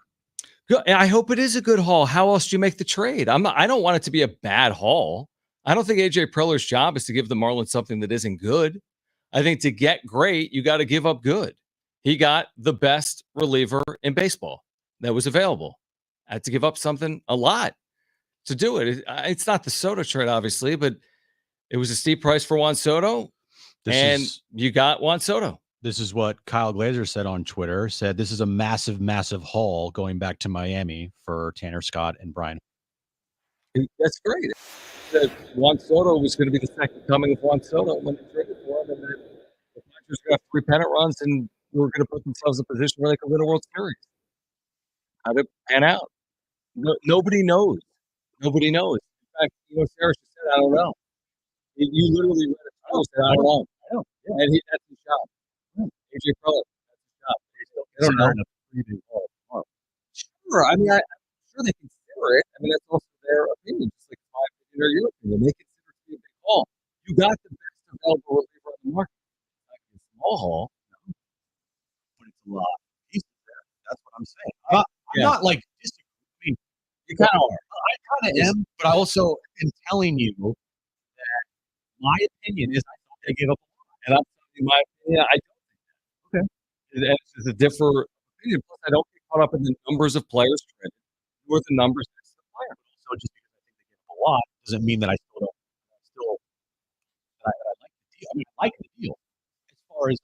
major league club right now. Sure. From that aspect, helping the club right now, I like it.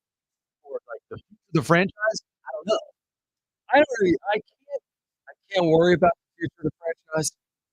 I just think I can't worry about third grade for Jones before he's in kindergarten. There's hurdles we need to cross. Yes. And they also have to get to the postseason. So they don't make it will make this way worse. If they don't make the postseason, it's a disaster. And I will say it, of course. It's an abject failure. AJ Preller won't be here. So your based off of prerequisites that have to happen. 1,000%. There's nothing guaranteed in this. I said it at the start of the season. He's got to make the postseason. AJ Preller had to. I said it before the trade deadline. Right now, and he still needs to make the postseason. You don't care about Okay. Well, they have to make the postseason. Oh my gosh! Not only me, but every Padres fan out there and the organization. If America can send at the end of the season, and this team is the postseason, the rest should be easy. You're okay if they make the postseason losing the first. I'm not okay with it, but AJ Preller will be back if that happens. I can't predict what's going to happen with the postseason. I'm not okay with it.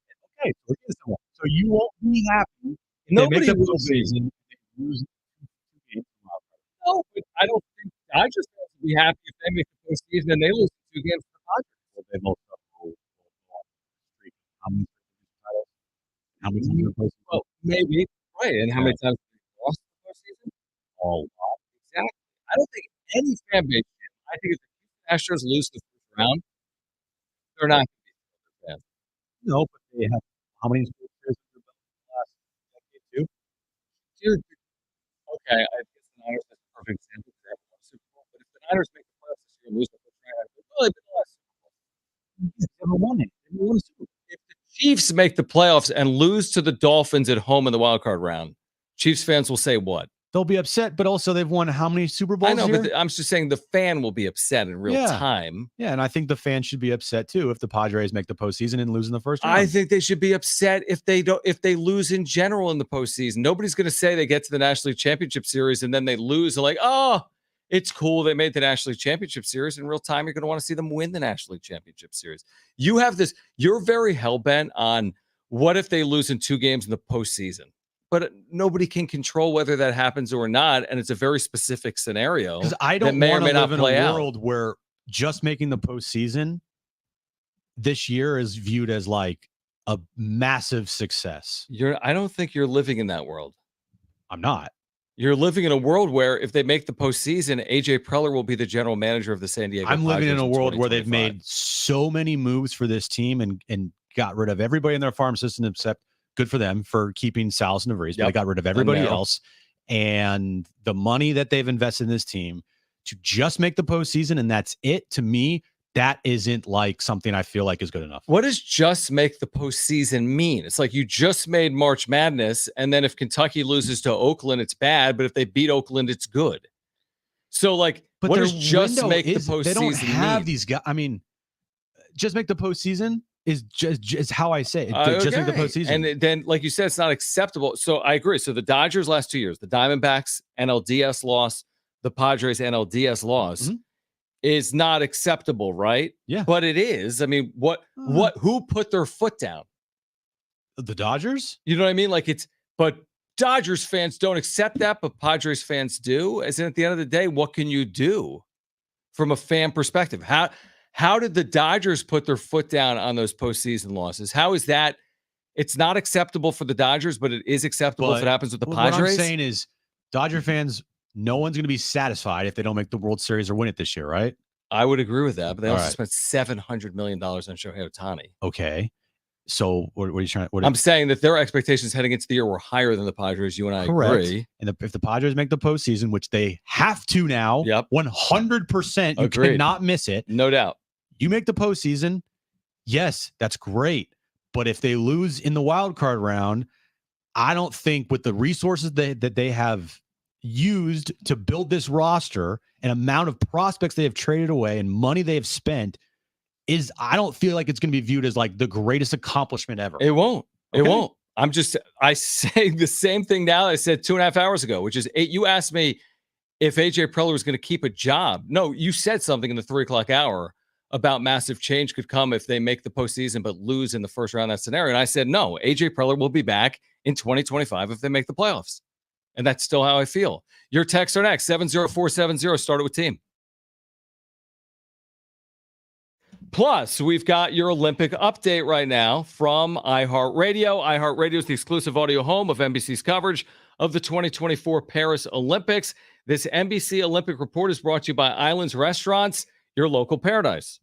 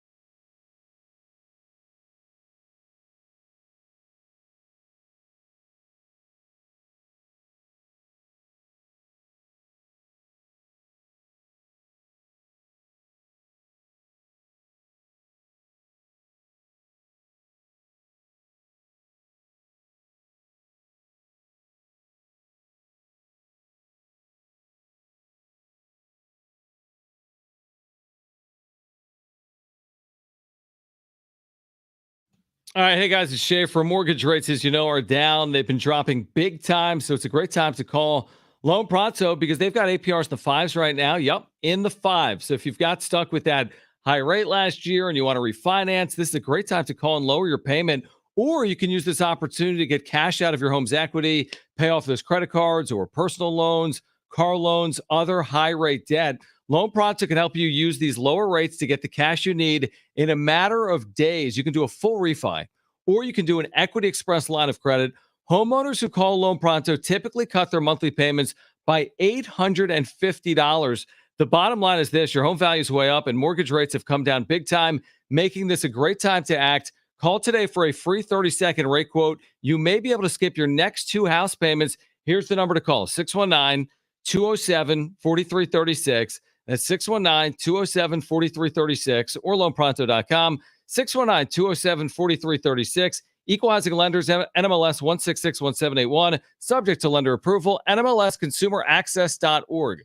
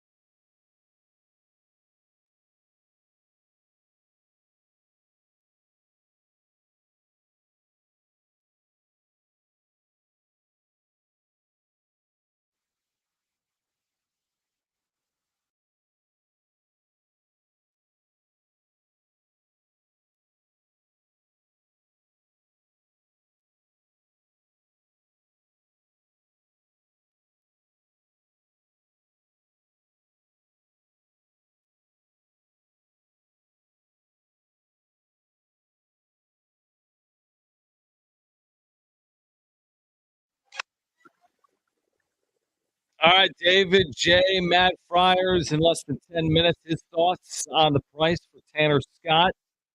Was it too steep? Was it steep? Was it not steep enough? David J. Matt Friars will join us coming up at 5:30. We will hear, I think, from AJ Preller before we get out of here. Maybe we'll bail on Jim's back page for AJ Preller. Although I feel like Jim's back page is way better. I know. Who would you rather hear from? Do you want to hear about the price of I don't know, on like a bird that sold at auction, or do you want to hear from AJ Preller on these trades? What kind of bird? Good point. True. Good point. Yeah. Good point. We'll just have to scrap all those panda stories you had in there, John. 70470. Start it with team if you want to weigh in. Listen, I'll start here. 760 says, hey, John, your argument's flawed.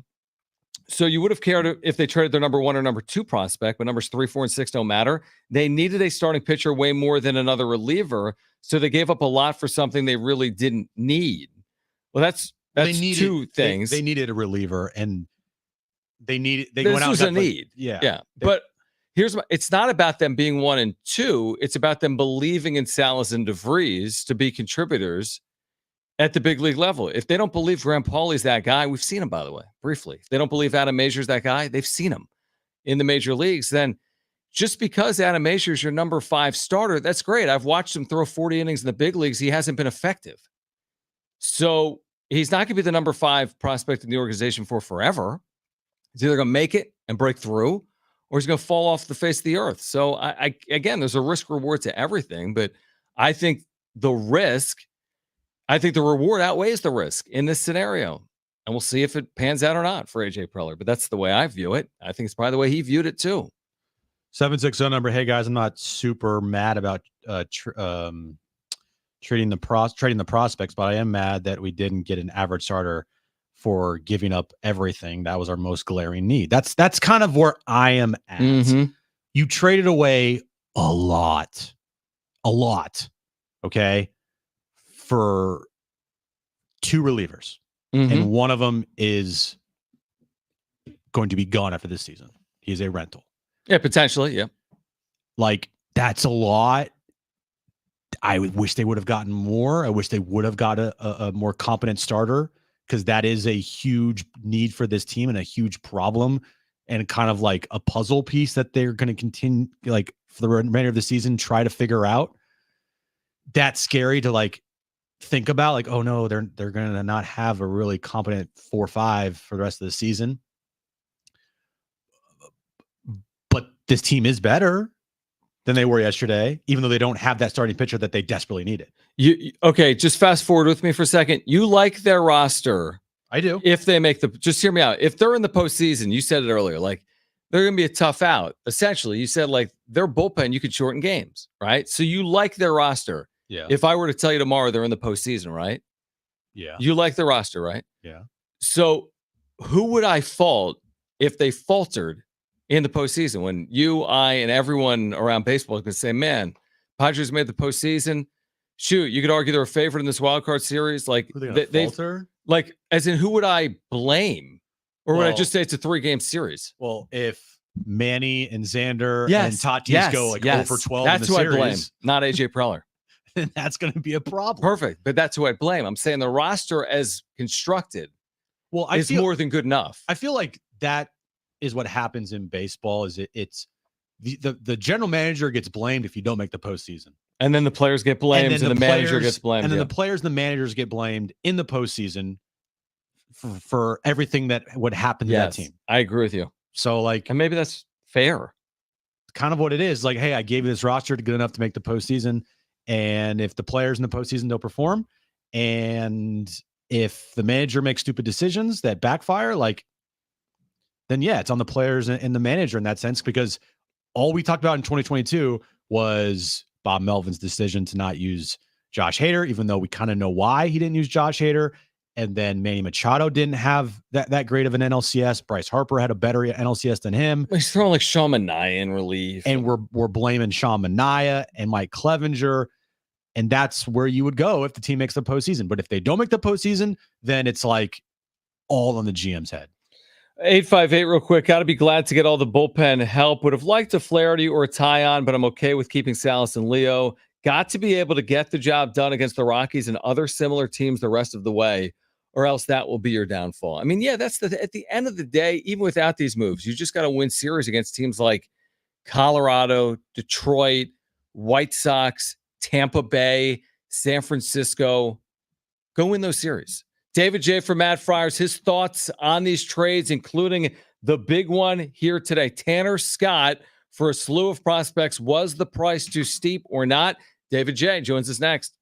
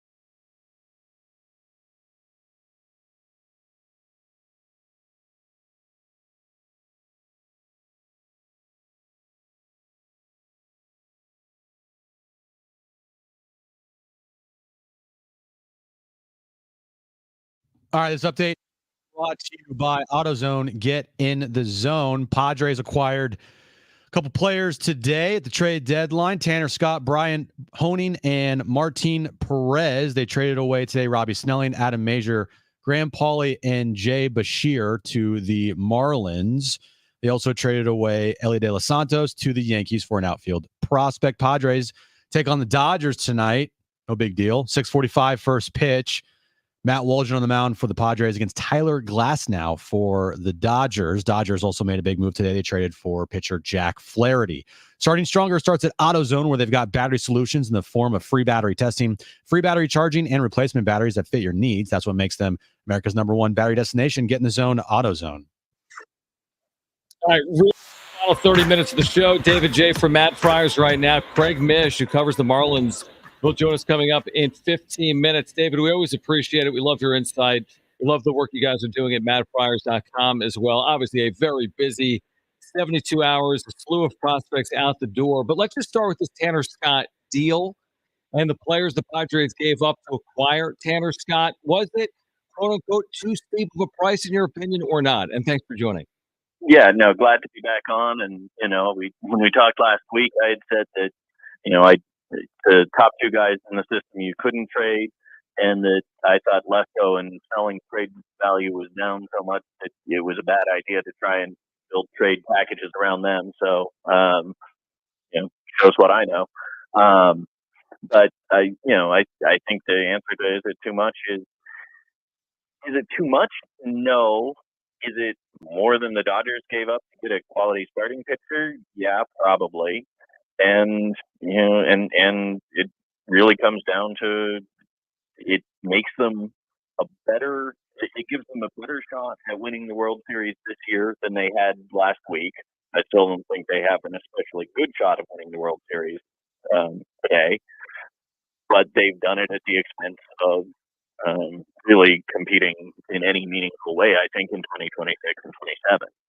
What was the issue with Robbie Snell this year? Because going into this season, I feel like he was viewed as like the top pitching prospect for this organization, potentially could help his team as early as next year, maybe. What happened to him this year that people were maybe kind of not as high as they were on Robbie Snell at the start of the season? Yeah, and we had him behind Lesko to open the year, in our midseason update even of the system. I think his velocity's gone backwards on the fastball a little bit. There's seems to be some chicken and the egg question on whether he lost velocity and then started nibbling and tried to get too fine and lost some velocity on it. What we heard from him was that he had a dead arm early in the spring, and that was why the velocity was down. That was in an interview we did back in May, but it hasn't come back at this point. And he was mixing both a curve and a slider last year. The two have kind of run together a little bit into more of a slurvy offering that just hasn't been able to keep AA hitters off of it as much as you'd want. That said, I think this was not a terribly unexpected road bump for him, as the youngest pitcher on the circuit in the Texas League. I still think there's a lot of upside there, but I think, anytime you see velocity go backwards and a little bit of tentativeness around it, you do have to worry about what's going on and what it means long term. It is worth noting that he was part of a trade to an organization that relies way more on modeling and data than they do on in-person scouting. So not entirely shocking that they would fixate there. All right. So you mentioned Lesko as well. Over the last couple of weeks, obviously he's a part of that deal for Jason Adam. I mean, what has gone wrong? I know he was coming off injury. I look at his career minor league numbers. I get it. It's not the largest sample size. He's thrown like 100-something innings, but he's had a 6+ ERA. Win-loss record means absolutely nothing. He's 2-14 though in his career. I mean, what went so wrong? I understand that there was going to be a curve here and he was coming off injury, but this seems like it's completely derailed as a Padres farmhand. Yeah, I think he's in a little bit of a different boat where you still look at what he was doing this year. The velocity was still there. The changeup is still an 80 grade pitch. His thing really, has just been he hasn't had command, and sometimes the yips are a temporary thing, and sometimes the yips can derail careers. And it's not clear yet which of those is the case with him. But the Padres clearly have decided that, had they moved either of those guys earlier this year, the return certainly would have been a lot higher. But again, they're focused clearly at this point on maximizing their chances at a World Series this year. Do you think, and I'm going back to the start of spring training, because I think that has to be part of the conversation here with all the trades that Preller has made this season. Yeah. For every player that they've traded away, except for their top two in Ethan Salas and Leo DeVries, do you think that they got the equal value for trading away all those players? And do you think that the players that they acquired back here all make sense for who they traded away? I think it's a mixed bag. I think they clearly got the better end of the Arias deal, even before Allen had got hurt. I think you landed an all-star level player for a collection of guys who probably don't profile largely as big league starters at the big league level, and then a real wild card with head. So I think the package that they put together for Cease makes a lot of sense. I think each one of the trades individually, you can say, yeah, that lines up, that makes sense. What it means for both team and system building as a totality, I think the overall result is less than the sum of its parts. David J. from Matt Ferris, the overall result is less than the sum of its parts with Cease, Arise, Adam, Scott for what they gave up in terms of their controllability and their futures? Yeah, I think so. And you look at even the secondary pieces today in the Tanner Scott trade, right? Brian Honig, who's 27, who has a low K rate and low walk rates through the course of his career, he came up through the system as a starter, had an ugly first year 2 years ago, sort of swingman last year, really in a relief role this year. Like, his trajectory at this point is, call it the 20th percentile outcome of what Adam Mazur looks like. So I heard you earlier, John, talking about, hey, maybe he's your guy as a fifth starter. If you're not happy with Mazur as your fifth starter, I'm not sure why you suddenly think this is the right answer. Well, because you landed Tanner Scott. Right, but you were saying he becomes an answer as your fifth starter, and and that Mazur clearly wasn't. I think. Well, I'm saying, are you doing worse than Mazur if you're going Hoeing and you're going Martin Perez and you're going maybe Joe Musgrove and you're going Johnny Brito? Like, isn't that reasonable to say you'll get comparable production and you've added Tanner Scott? And you have, but again, I think in terms of overall, are they more likely to be a World Series contender today than they were a week ago today? Yes. Are they one of the top four favorites? Right. No. And and they've paid a significant price. I think it's a price that is reasonable, but then it comes down to the conversation you guys had to start the show, which is what do you need to do to keep if you're AJ Preller, to keep your job after this season. And John, I think you're just dead wrong on, if he's in the playoffs, he keeps his job. I think if they bow out quickly, there is a really large chance that his tenure is done. Okay, I'll make a wager. I'll make an on-air wager. I'm all for this. You can join us. Here's the thing. You can join in studio. If he loses his job and the Padres make the postseason, it's David and Jim. No, it's David and Jim. Seriously, if he stays, he's gonna quit. It's so if you lose the bet, you get a day off. Yeah, I get a day off if I lose, and if I win, you make David work. You can join me, and Jim gets a day off. Hey, you gotta work. But hold on, just real quick on that, because what would lead you to believe, based on anything this organization has ever done or said, that the team gets to the postseason and then the GM is accountable for their performance in said postseason? Well, and the biggest thing that changed happened last November, and the answer is his absolute biggest champion in the organization passed away. I think there's a pretty good chance if that had happened, I think his chances of keeping his job went down drastically that day, no matter what happens. And I think, I don't think bowing out in the wild card round is going to be considered a success by anybody in the organization. And you go back even to what Peter Seidler said last year at about this time in terms of accountability and it being the bottom line game. I think he's got to make a really deep run, especially because he's put the front office in a position, the other side of the front office in a position where actually road mapping anything like success beyond next year is really hard to do.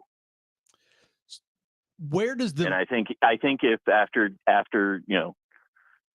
certainly if he doesn't make the playoffs, I think he's gone no matter what, because then you're talking about two playoff appearances in 10 years. But I think if you wind up with a 2 and out or whatever in that first round, you're still talking about a guy who's had essentially carte blanche for a decade, who has on paper okay team heading into next year, and really hard work to do in 2026 to make anything like an on-field success happen. And by the way, having to completely replenish the farm system, because you traded all of it away this year, essentially, besides your top 2 prospects. Even though those are 2 big prospects that you kept, which is great, there's still a lot of work to be done. So where does this farm system stand right now, David, as it's constructed with DeVries and Salas and a bunch of things that we don't know? Yeah, I mean, I haven't obviously looked fully at where every system is after the draft and after the trade deadline. I probably need at least 20 more minutes to get that done. But I'd be shocked if they weren't in the bottom 5 at this point. And you're banking on massive performance from both DeVries and from Salas, and needing to see that pretty quickly from Salas. After those 2 guys, I think probably, just sort of spitballing, at this point, the top starting pitchers left in the organization are, Henry Baez, Isaiah Lowe, who just moved up from Lake Elsinore to High A. Today he was moved. You've got lefty Jagger Haynes, who's kind of an, really sort of interesting story as the last kid they took in the 2020 draft and had lots of injuries before he finally got underway this year. But, and each of those guys have some real strengths and are legit prospects. But, if you're talking about those as the 3 strongest starters who are actually on an active roster today, that's a really different look. And, obviously you've got the high end guys who came out of this year's draft class and were getting ready to run on the site, Q&As with a couple different folks really looking in depth at those classes, and those signings will all be made official tomorrow, and they'll get into the system and started with all of that. And certainly there's some depth there, but you look at last year's draft was a tiny group to start with because of the penalties that they had for signing Xander Bogaerts, and they've now traded away 5 of the limited upside guys that they had. I mean, at this point, the guys who are left out of that class, you're talking about Carson Montgomery, who's had arm surgery and is down until next year, and a couple of interesting high school guys who've been injured since they signed. So. And really, even that 2022 class, which was exceptional, you've got not much left in the organization from it. And because of the way they've done their international classes the last few years, everybody who's not named Salas, DeVries, or Humberto Cruz, who's now logged 3 innings in the U.S., signed for $10,000. And you can occasionally find an interesting prospect in that group, and the Padres have done a good job of it. But you're just in terms of like the avenues for finding success, they don't have a lot of them over the last couple of years, and that's going to be really critical once you hit 2026 and 27 and beyond. Save my number, David. We'll come up with a bet. I'll see. Either way, I want to win. I'm either taking a week off or a day off. We'll figure it out. David J. from Mad Friars, love your perspective and your insight. What do you got? We're up against it. And all of it, just a reminder, if they go out and win the World Series, none of those concerns I said are an issue. But that's right? why, what is, I'm blowing through the clock, but why does that, why is that on AJ Preller? This goes back to the age-old Moneyball theory. They get in the postseason, and now it's on Preller. They got in the postseason. The man's already had one "I'll stake my career on it" move in his career. When that Soto trade was, by all accounts, an I'll stake my career on being right on this. He already had one of those that he got away with. I think he's back in that position again, and it's hard to imagine getting a second pass on that. Thank you, David. Stay tuned. Stay tuned. David J. Mad right, Fries, guys. who covers the system for his career. Yeah. Thank you for hopping on. Thanks, man. All right, we'll react to that on the other side.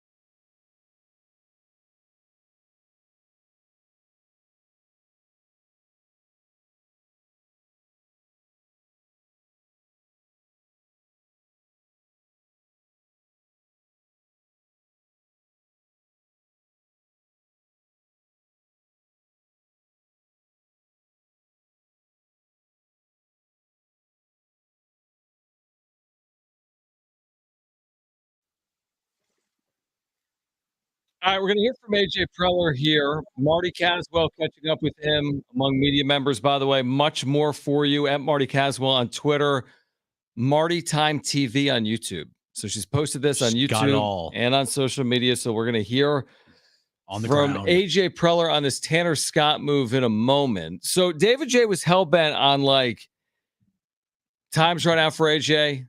He staked his career on the Tanner Scott move. No. On moving the players he's moved in the system this year? Yes. For Cisa, Rise, Scott, and Jason Adam? Yeah. But didn't he also stake his career if he didn't make those moves? Because he wouldn't have had a good team? Yeah, For sure. That's why he made those moves, is because time is running out for Preller if they don't not only make the postseason but make a run. I don't buy it, but that's the argument. We don't know if we'll find out, because maybe they make the postseason and make a run. Maybe they don't make the postseason, or maybe they make it and lose in 2 games. Look, I'm not sitting here advocating for like that scenario to happen, to see what happens. Yeah, what would AJ happen if Preller. they lost in 2 games? Like, in I the don't want postseason? that. I want this team to make a run in the postseason. I want things to work out. I want them to make the World Series. I mean, it would be awesome. It'd be fantastic.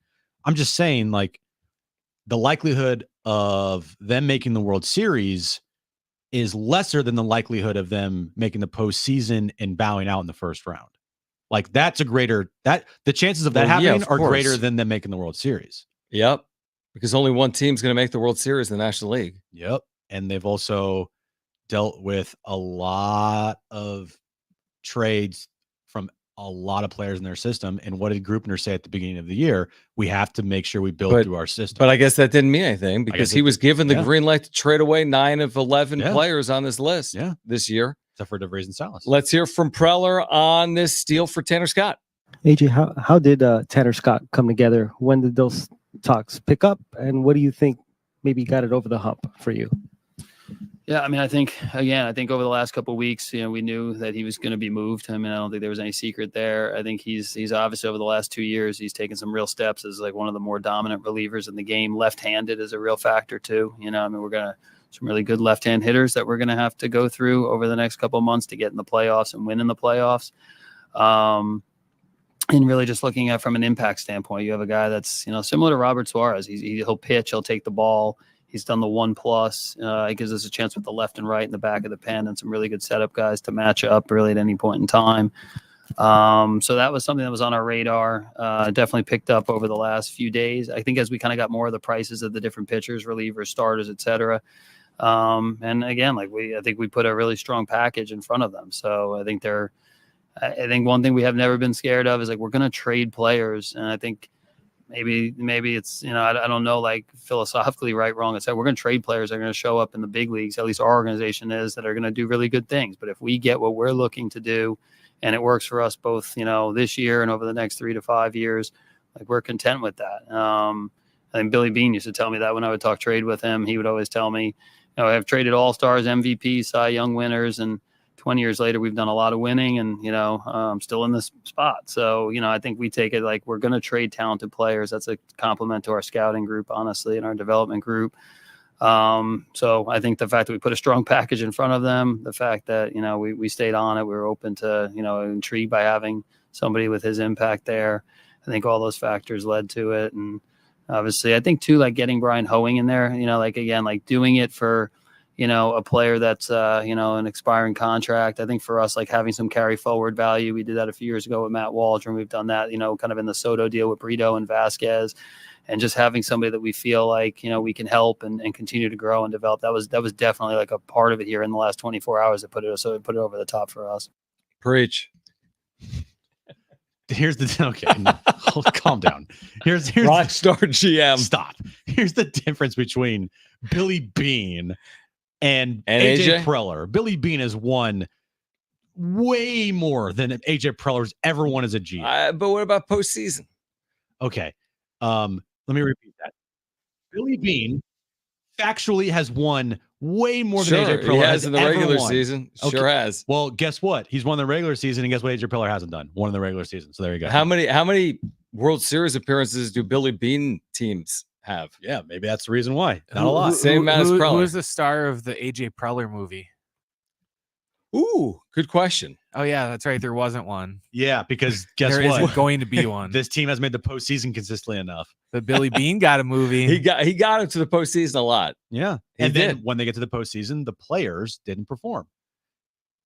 Different here. You can't even say that different, about Preller. But different here this year. You're telling me. Didn't even get to the postseason. This team, you're telling me here, if they make the postseason but they lose 2 games, his job's not safe. Why not?